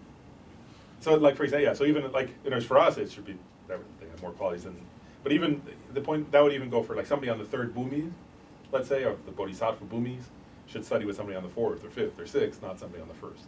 Like that, So whatever level you're at, you want somebody who has more qualities than you do. Okay, so let's go through these, these 10. So the first of the 10 is disciplined, right? And what I want to, so that what that one means, just we'll explain each one's meaning a little bit, right? So discipline in this sense means moral, like ethical. And in particular, what they're saying is the person should be following, really if they're a teacher of Buddhism, the person should have taken, first of all, they should be a moral person in general, right? And secondly, they should have taken some level of Buddhist vows and be keeping their vows. And so that could mean they could be, a fully ordained monk or a fully ordained nun, a novice, novice monk or novice nun, or a lay person who's taken the precepts, the lay precepts of a lay person, but that the person should have taken some level also of, and then also could include bodhisattva vows and so on. But the person should be a moral person in general, and then should have taken vows and be keeping the vows. Well, and there's a line of a verse here: in accordance with the unruly horse of the mind, always willfully straying away, the bridle strutted with 100 sharp nails, that's individual liberation. So what this is saying, that's individual liberation, means they should have taken the individual liberation vows, right, which are the pratimoksha vows, which include what I just said, the lay person or lay woman vows, the monk or nun vows, and so on. And they should be keeping within those vows, or so they shouldn't be breaking them. That's what individual liberation means. The individual those are individual liberation vows in particular. And so this one, it goes on later to explain this, but I'll just say a couple comments. So this one, right, ethical. Now this is actually the easiest one to tell, right? Because if you do a little research, Because what that means is that the person should be an ethical person, right? You should be dealing with others with honesty, with integrity, and so on. You know, and this one I'll just make a comment. Like if you see, like if you ever attend the public teaching by His Holiness the Dalai Lama, it's very wonderful, right? His Holiness often, actually always has whoever organized it come up on stage and say, this is how much money was raised at this, and this is where the money's being given, and His Holiness doesn't take the money from those events, right? And he wants that clear, right? That he's not teaching for the money, and he wants the money, that it's their responsibility to use the money to pay for the event and to give any extra to charities of very different kinds. You know, so in other words, His Holiness is relating to that part, right, about ethics and transparency. That's also, His Holiness often talks about that idea of being transparent, right? His Holiness in his commentary on this says how he, that he himself always tells the, like, because he's involved in the news, right, he always tells the reporters, you know, like, check up on me and look from behind, look in front. He says, like, don't, so his Dalai Lama says that, right, like, don't, just because I have the label Dalai Lama, that doesn't matter. He said, like, check my behavior, make sure, which is very interesting, right? His Holiness is saying, you know, His Holiness is saying that, right?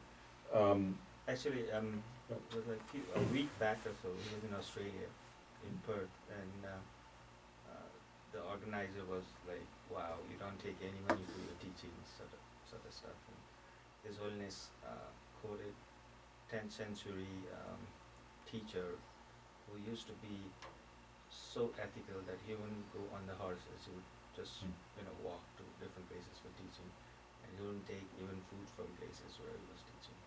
And he was saying, like, from there I learned it, so that's what I do. He was answering back to the crowd. Yeah. Yeah, I think I'll say too in the West, like, we have to be careful. I think, you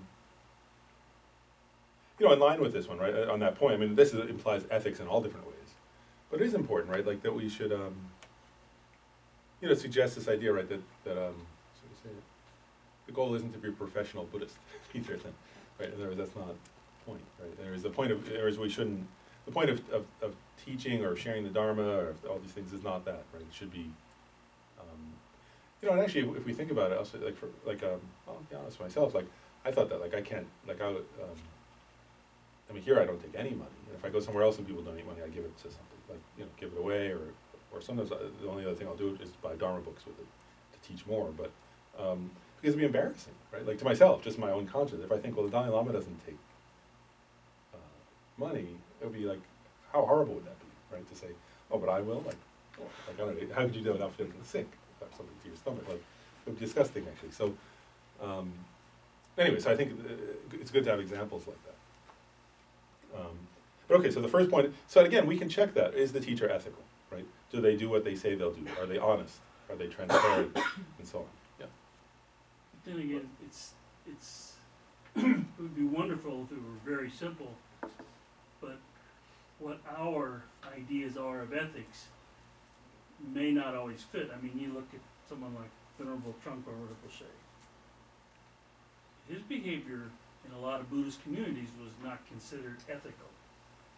On the other hand, what a dynamic teacher.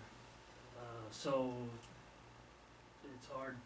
We're not all, what our preconceived notions are can lead us right down the garden path also. Yeah, that's the horse's mind, up and down.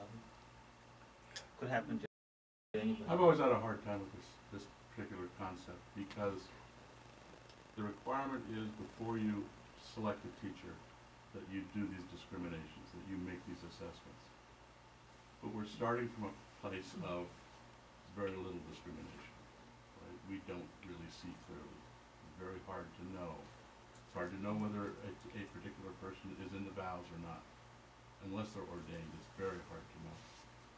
A lot of these things, you know, it's the basis of selecting a teacher, and yet you really can't know for a long time the level of realizations of the person that you're looking at. Yeah, so Jeff, I think it's Very difficult. Yeah, I think it's got to do with the awareness that you have, right, as a human being. I'm And saying, I think it's true. I'm but saying you can't trust us. yourself. I mean, I would say I would trust myself than Needs a lot of anybody work. else. Right? But in the long run, it's always at the beginning of the path, which is making these assessments. And I consider myself least able to make those assessments. It's very difficult for me to know, it always has been. I mean, I accept a lot of my teachers' assessments on faith, right? I mean, there is evidence, but it's not linear evidence. It's that's just my own personal reaction to this Yeah. section. Yeah, I mean, one thing I'll say, I mean, you know, oh, go ahead. Well, one thing I want to say is there's got to do something with karma as well, because again we're heading towards metaphysical here. You only get associated with a guru when the right causes and conditions arise. I don't know how much truth is there on that, but then there's a facet called intelligence that you use based on your experiences of knowing various kind of people, you know, the awareness that I was talking about. You kind of conjoin that together with whatever is supposed to happen. I don't disagree with that. It's just, Well, I can tell that story and I had no idea the name of the person, but like everyone in his monastery thought he was a lazy bum and tried to get rid of him, and then he gave, Shantideva. that was Shantideva. Shantideva, and he Yeah. gave the awesome teaching, so. Well, and part of, Well, Albert Einstein was the same way. He failed all his maths classes. Einstein, I'm talking about the scientist. I don't know, Yeah. but, yeah. well, I mean, I want to make sure we go on and cover the rest of the topics, but I'll say a few comments for what there were. Like, one is this, is actually like, if you think of the story of Shantideva, for example, right, or is that if you're an ordinary person, actually, and you're following the advice of the Buddha, and his appearance was eating, sleeping, and pooping, right? That was what the other monk said, teased him about. Or is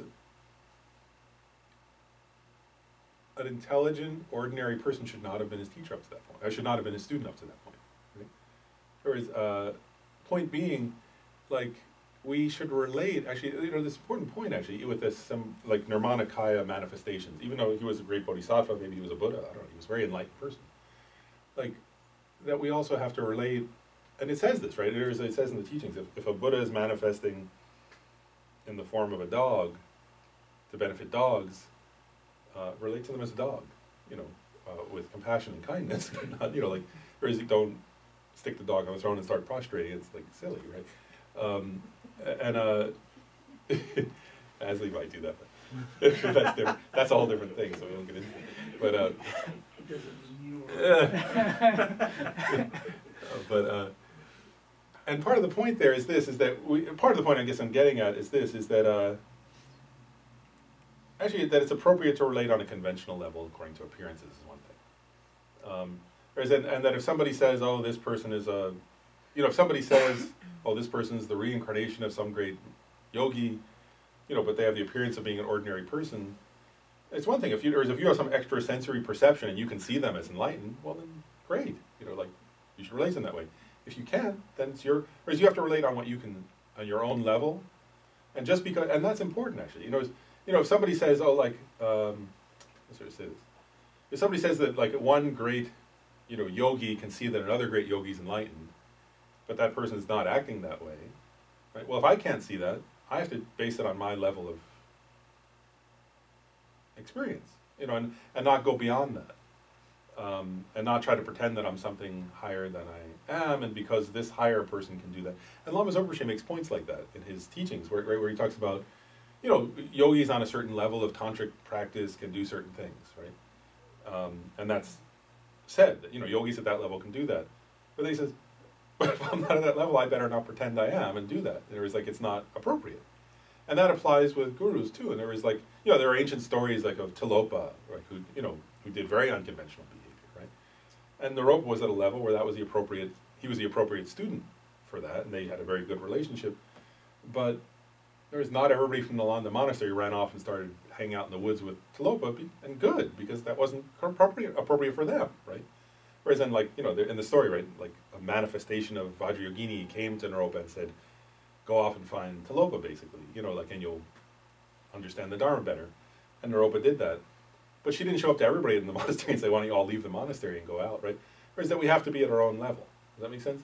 And so I just think that's an important point that, like, so, and this is important in terms of, like, the example you gave, Paul. Like, I think it's important that we not judge somebody else, right? Like, in other words, I can't, you know, like, because if we're not at the level where we can see somebody else's level of realization.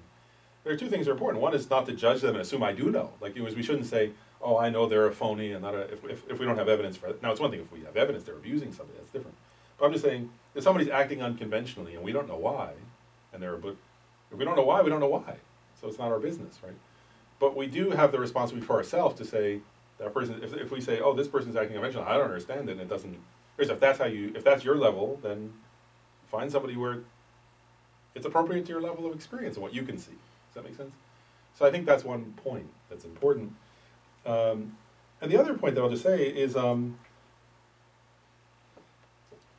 sometimes say this, is that, actually just what, like, I'll give two examples. Like, one is, I remember recently, like, a few years ago when I had to have like a surgery, right? I did so much research on doctors. Like, I was like trying to find out, did this guy ever get a complaint about him? Where did he go to undergraduate, and graduate school, and what awards has he won, and where did he practice? What hospitals does he have admitting privileges at? What hospitals does he not have? Like anything I could possibly find out about the person, because I'm like, well, that's my job. In other words, like, if later I have a problem, I can't say, I want to be sure I did all my diligence in a way. That's much less important than your spiritual teacher. That's the first point. Right? Second point is, I sort of thought, I remember this one day, like, I thought of, actually, this is only often quote and says in the Lama room, there's a tradition sometimes taking 12 years to research a guru, right, before you take them as your teacher. It's only sometimes jokes about that, right? Where he says, he tells that story where somebody who said, I took 12 years, and they went to the teacher and said, I took 12 years, and I finally decided, it says in the scripture, you can take up to 12 years to choose if this is the right teacher for you. And I studied you for 12 years, and I've decided you're the right teacher. And then the teacher said, that same scripture says, then the teacher can take up to 12 years to decide if you're the right student. He said, so now my 12 years starts, or something. Which I thought was quite, he's always jokes about that. But it's funny. But, one day I was actually, I'm just sharing a personal reflection. One time I was at a cousin's wedding, and I think they had been, like, dating for 8 years, before they got married, and I thought, I was thinking, oh wow, they really checked carefully. Like they were very, very careful in checking, are they the right match for each other? And what Lama Zorashi points out, right, is that choosing a spiritual teacher is more important than choosing a spouse. Right? In the sense that first of all, it's a relationship that relates to will you or won't you get enlightened, and second of all, it's a relationship that goes beyond one lifetime. So in that sense, it's supposed to be quite an important decision. And so I thought, oh, well, that's, I was thinking like, oh, they were smart to wait that long. They seemed very happy together. And I thought, I was thinking, oh, wow, we should like relate to the process of choosing a spiritual teacher should be like that, right? So one is, I think we shouldn't hurry, like it take time. And then also there are ways to check, like, one is, of course you can just do a little research, but talking to the many different students, also checking, like if you have the opportunity, talking to other monks from their monastery, things like that, and the easiest way, of course, also is asking, if you already have a teacher, checking with that teacher and asking about the qualities, because they, that's a nice way to check also, is to ask, if you have a current teacher, is going to them and saying, would it be good or not if I studied if I studied with this person?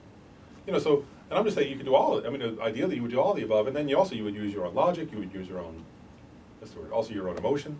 I sometimes say that, right? There are many ways to check, right? How do you feel around them? I mean, and I would take all that data into account. Like, so one is, how do you feel around them?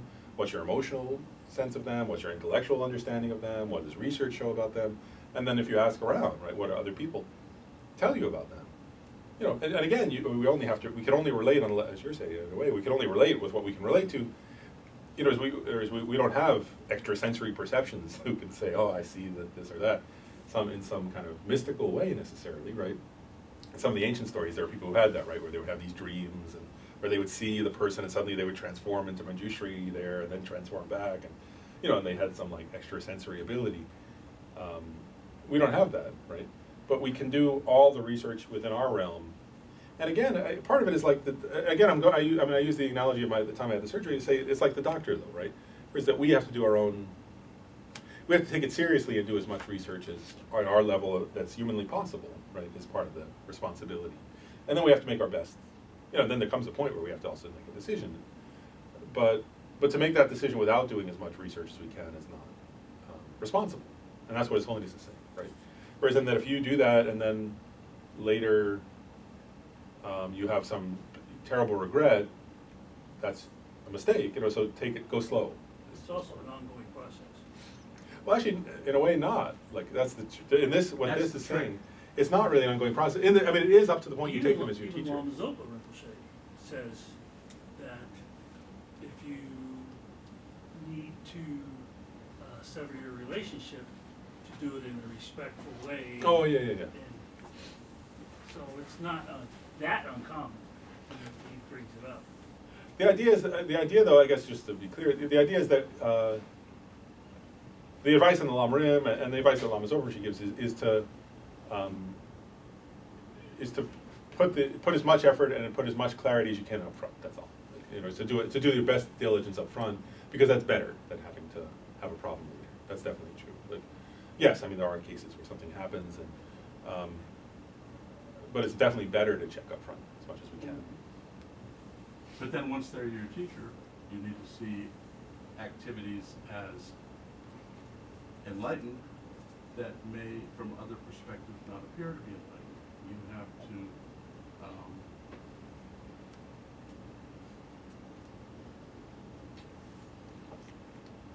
it's very difficult to sever a relationship once it's been made from less than perfect information. I mean, I think of two current examples, Geshe Kelsang and Michael Roach. People did a lot of research and took those people as their gurus. And subsequent events made those difficult for a lot of people to maintain. I'm not sure that those were researchable in advance. I see it as a very difficult requirement. No, that's fair. It's not easy. Well, and some of that we'll get into in the next section on faith. So I agree with you. I mean, but yeah, no, it's not always. You're right, though. It's not always easy. Well, just thinking from inside, I would say you would do all the contemplation just like you meditate. You use all your faculties, senses, intelligence. But then eventually you will have to rely on your wisdom, the feel, how you feel about that guru. Are you really connected? Do you really feel connected? And then again, it's at a subtle level, it's not at a gross level. And you feel like, yeah, I'm kind of connected. That's the point, I think. That's where the wisdom comes in. What these guys are pointing out, though, which is true. I agree with you, and also sometimes we're wrong. Or sometimes some people can be wrong. So to be careful still is fair. So it's like when you do like Tantra and Sutra, I mean, is it the same effect? Like the teacher, I mean. And actually, so well, I want to continue on with this. So just to be clear, these qualities come from Sutra. Yeah, but like Tantra, like I mean, you have to be serious. Like Tantra, I mean, Sutra, you don't have to be serious about it. Teacher, right? No, it's the same. Actually, according this is the Lam Rim. So according to what this is saying is according to Sutra, right? And Tantra, it's even more so true that we have to be very careful. So this is saying in the Lam Rim, right? The Lam Rim is basing this on remember it's based on this quote from the Ornament of Mahayana Sutras, which is a Mahayana sutra. I mean, it's not a sutra, it's based on the sutras. It's a teaching by Maitreya that's based on the sutras. So even that is saying, choose carefully your teacher. But you don't take it serious vows, though, like those, so like when you take Tantra vows, you have to take for the teacher, but if you don't take the vows based on the teacher, you don't have to be serious. I mean, you don't take any vows. I'm taking somebody as my teacher, but I'm not taking any vows toward the teacher. How can it be like so bad? Oh, so the idea is this, is a couple of things. Well, one is that you may take the Bodhisattva vows from somebody, then you're your teacher, you know. But the other is if you actually it's an important point, like just to clarify something, you can attend a lecture by anybody, or that's not what this is talking about, right? Like, or as you could just come here, for example, just, we're talking and this. But what this is getting at is what the Maitreya and what Lama Tsongkhapa are talking about, and Lama Zopa actually, I brought this because I want to recommend it. I think, for me, the best book on this topic that's very comprehensive is Lama Zopa Rinpoche's The Heart of the Path. It answers many of the questions you guys are raising from Lama Zopa Rinpoche's perspective in a very detailed way. So just in terms of a book on guru devotion that's related to also these actual points and also modern context. Not that he doesn't change anything with modern context, but he addresses examples in the West, for example, issues that we're facing. So Heart of the Path is I just think for me, it's the most comprehensive book yet on this topic. But one thing that Lama Zopa Rinpoche in this book says, just to clarify your point, what Lama Zopa Rinpoche says is you can go to a lecture by anybody, and so on.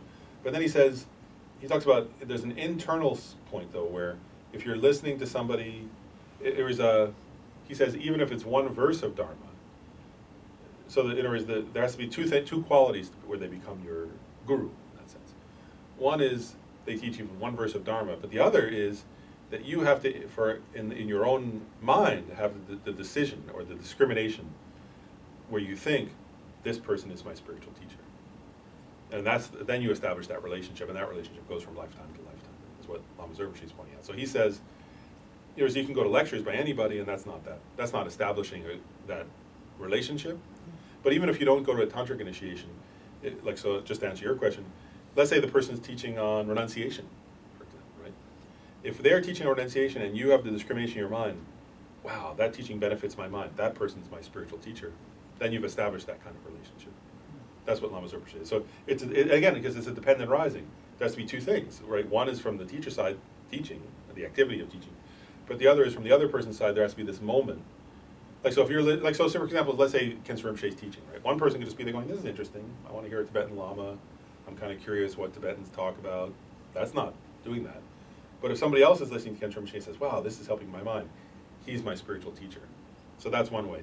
The other way is if you take any vow. So if you take refuge with somebody, if you take lay vows, if you take the Bodhisattva vow, or if you take tantric initiation, any of those establishes that relationship with that person, karmically, of them being like a spiritual, your spiritual teacher, which means your guru in that sense.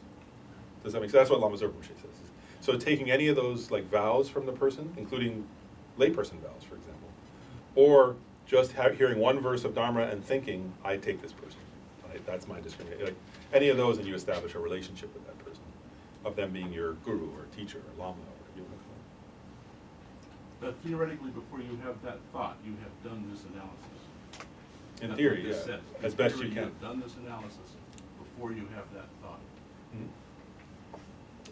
If you're following the Lama Rim approach, then you do.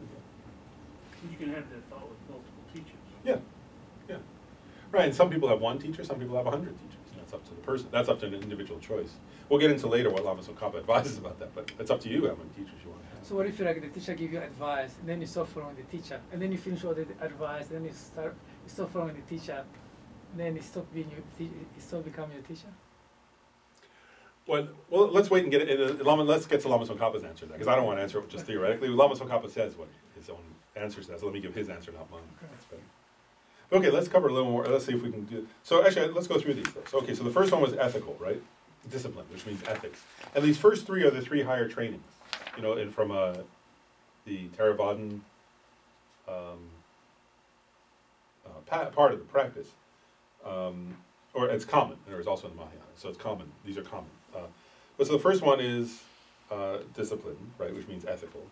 Second one says calm, and what that means doesn't mean like, oh, they're laid back. Let's just be clear, it's not that. It means they've achieved calm abiding, right? So these are the 10 ideal qualities. The first one is they're ethical or moral, and follow the pratimoksha vows. Second one is calm, which means they have calm abiding, which means they've developed the ability to samadhi, right? And then shine. So shine is like calm abiding, right? So they've developed that ability to meditate without distraction. The third quality is, says here, complete peace. And what that one means in this context is that the person has gained the wisdom, understanding, emptiness. And what the commentaries say is ideally, the ideal is that they've seen emptiness directly. If not, they've at least gained an inferential understanding of emptiness. And this is interesting. Just those three higher qualities, it says, then those are, it's not enough, really, to have developed those three higher trainings, Lama Tsongkhapa says. And then he says they should also have a fourth quality, which is rich in scriptures. And what rich in scriptures refers to is a person is ideally a teacher will have studied broadly, right? Will have studied many different texts so they can explain things from different angles. Is the idea there. And there's a quote from Geshe Dröm Dompas: For someone who to be called a Mahayana guru, he must generate boundless understanding when he explains, and when he practices, he must show what is beneficial and direct significance in the last days of the teaching. So this idea that the person should have those inner qualities of morality, concentration, and wisdom, experientially, and they should also be learned. Right? In terms of observation, the learned one is easier, isn't it? It's easier to tell somebody's learned than if they have samadhi or shine or something. There's you know, if you listen to, for example, Kent's Rinpoche, it's easy to see that he's learned it, right? That's not hard to figure out. Some of them are harder to determine than others, obviously. Number 5 here is having realized suchness. And this one says, referring to the special training wisdom, the realization of the selflessness of phenomena. So that means, and what the commentary says is ideally that would be, you know, so there's a Mahayana teacher, so it could be from the middle way school or it could be from the mind-only school's perspective, but they've realized the emptiness of external phenomena, the aggregates and also external things. And then number 6 is the one that Jody had asked about, having more qualities than oneself. Right? So that they had a so yeah, having more in general, having more qualities than I have. So being sure that whoever we're choosing as our teacher, and that's where it says that thing I mentioned, where it says, if you rely on somebody who's worse, there's this idea that you become like your teacher. Right? That whoever you choose as a teacher, if you relate to them powerfully, you become like them. And so if you choose somebody as your teacher who's worse than you, then you will get worse. If you choose somebody who's equal to you, you won't change much. And if you choose somebody who's better, you'll improve, is the idea here. One commentary also said, and be careful also because the same applies to friends. If you choose friends who are better than you, you'll become better. If you choose friends who are your equal, it doesn't really help you. And if you choose friends who are worse than you, ethically, for example, your ethics will degenerate over time. It says, so also choose, it says this is true of spiritual teacher, but it's also true of friendship, so choose your friends wisely, is a point in one commentary that said that. Okay, so those are 6 qualities, and then it says, then there are 4 more qualities that are specifically for benefiting others. And those are, those last 4, one is eloquent, which means skilled. It doesn't, and what the commentaries say, that doesn't necessarily mean that the person is like a brilliant speaker, like, sort of a wonderful public speaker, but it means that they regarding the actual teachings, that they're able to explain them in a way that you can understand and that influences your mind. And so it says here, experience with regard to the stages of guiding and skilled at putting the meaning across to the minds of those to be tamed. Right, so eloquent in this sense means that when you listen to them, they have the ability to say things in such a way that it influences your mind, that you get it in a way. Either experientially you feel it, and also you can intellectually understand it. Number 8 is loving, which means that they teach with a pure motivation of compassion without regard to material gain or respect. Number 9, with effort, right? And that one means that they constantly delight in engaging in the welfare of others. They're energetic in working for others. And 10, never disheartened. Right? That means they don't become weary due to having explained things over and over again, but are willing to bear the hardships of teaching. I always laugh at them because I think my teachers all had to be that way towards me, or have to be that way towards me.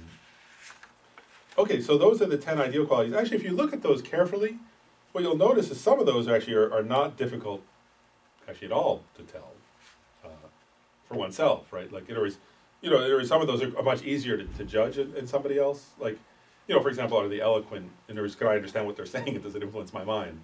Well, that you can check from your own experience very easily. Do they make effort? Are they energetic? Do they have more, are they learned? Those are easier ones. The harder ones to tell, of course, are wisdom, as they realize emptiness. That's a lot harder to tell. Then, we have a few minutes. I'll finish this little section here. So, then it says the middling characteristics, and in the commentaries and in Lama Tsongkhapa's Lamrim Chenmo, it says, in these degenerate times, it can be hard to find somebody who has all 10 qualities. So if you're having a hard time, then there are like guidelines for the minimum, lesser things to look for. I'll just make my own personal comment. Like, it's interesting, right, that in Lama Tsongkhapa's time, he was saying it's hard to find somebody who has all 10 qualities.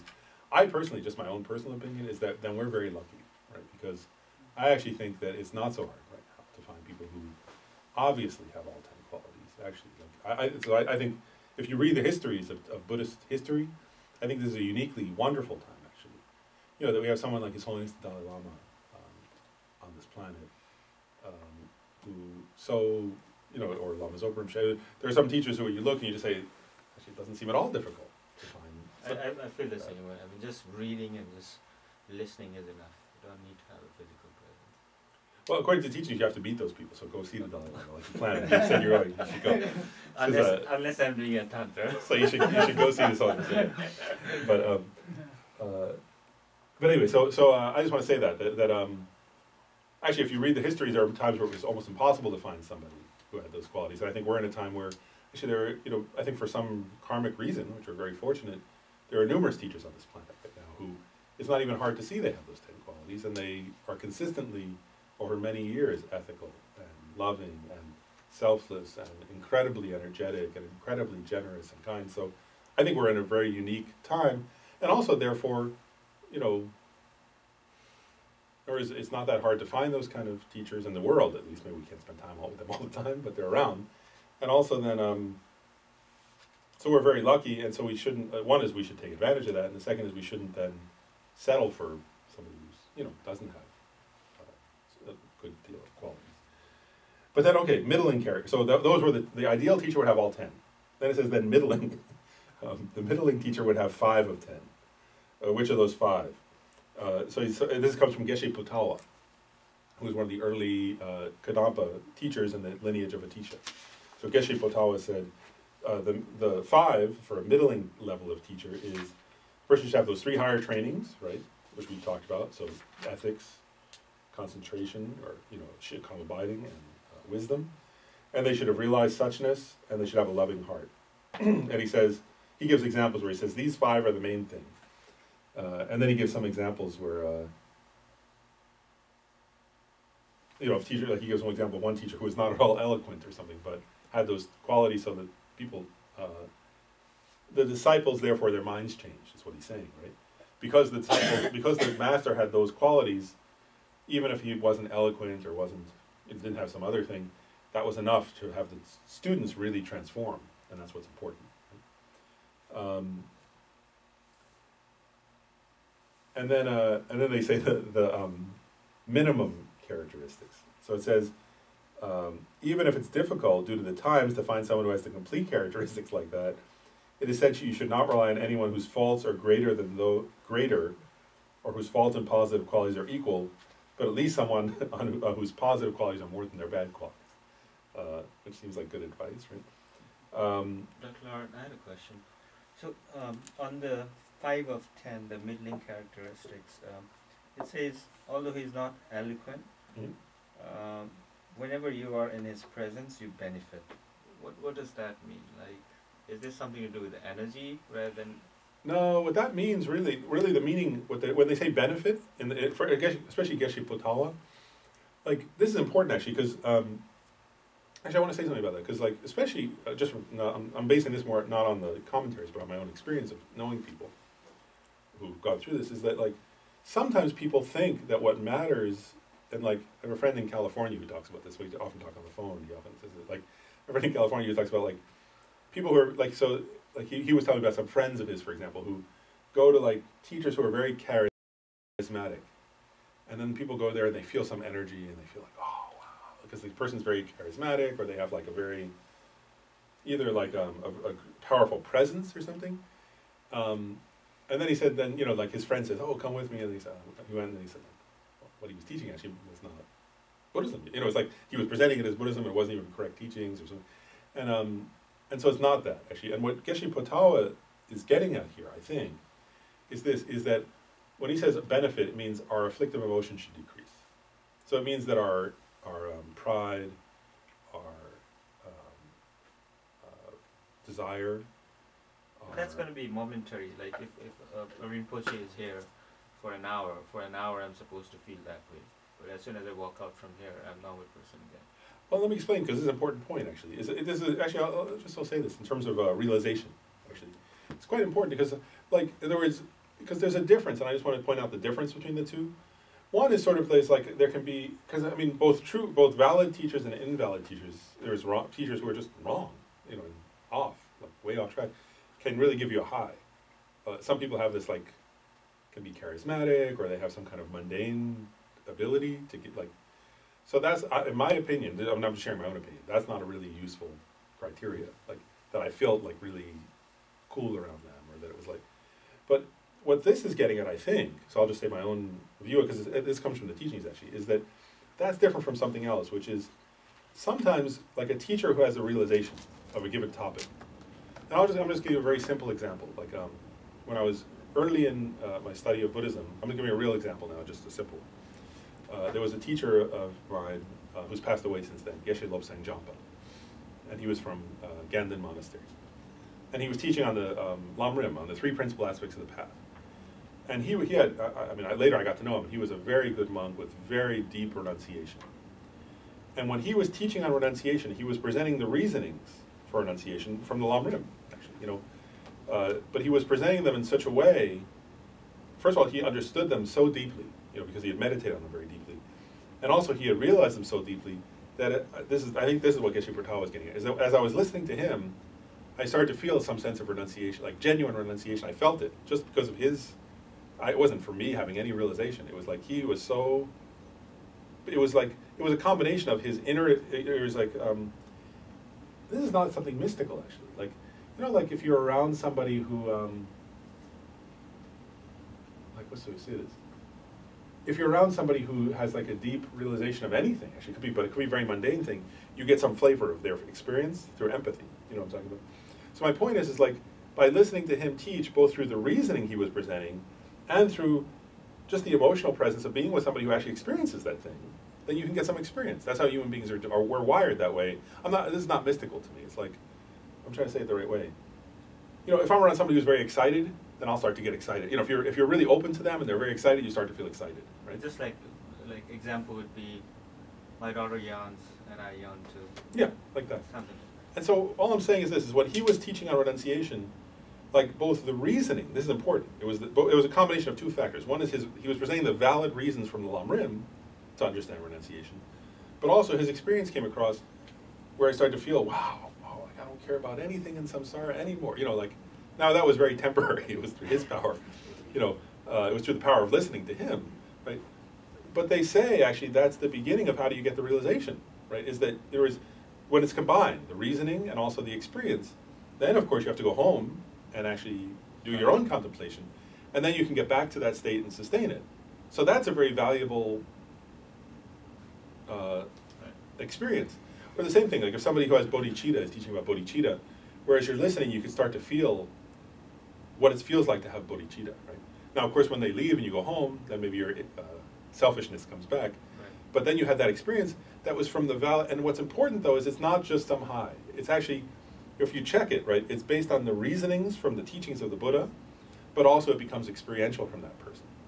Because you're in that person's presence, because they've realized it. And so as you sort of really listen to them carefully and get some flavor of what their experience is, you start to taste that, like the sugar cane from earlier, right?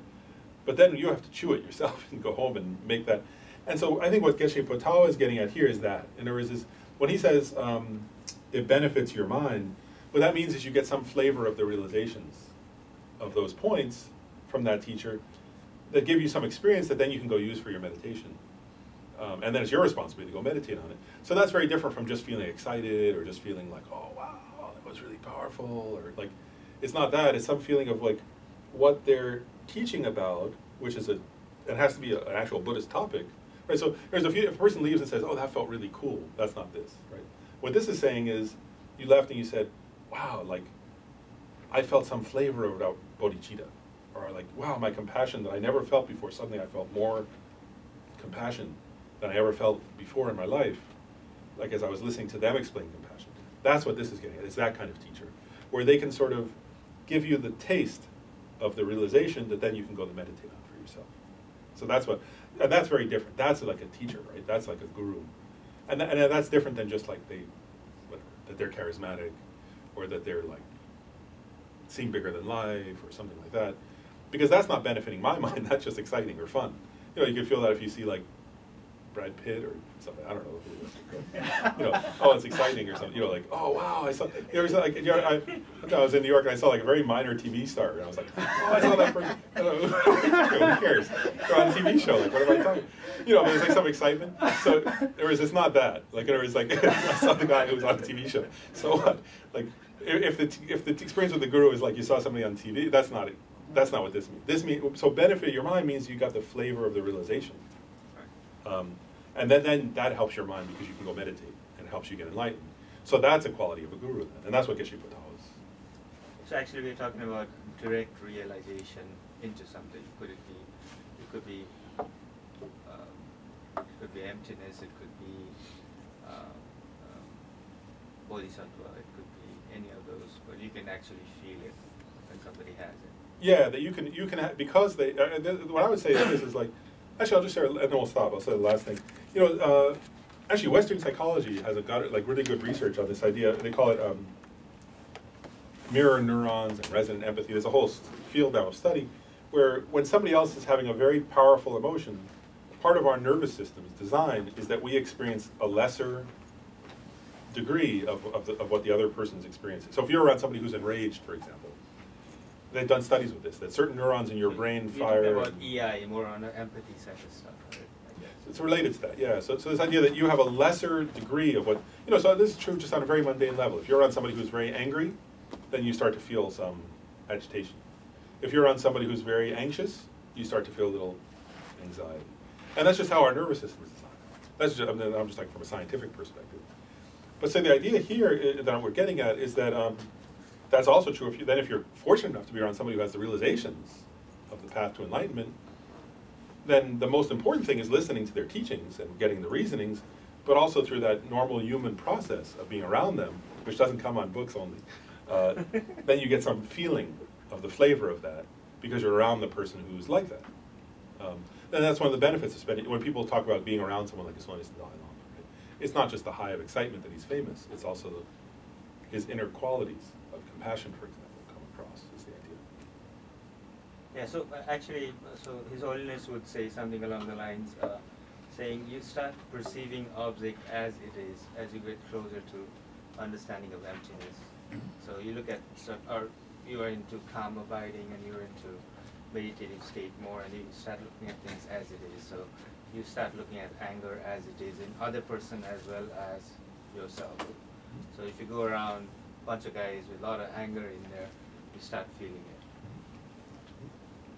I think so. Okay, we should stop there. So let's do the two verses though, of dedication, right? Okay, so two verses. The supreme jewel of bodhicitta, where it has not arisen, may it arise and grow.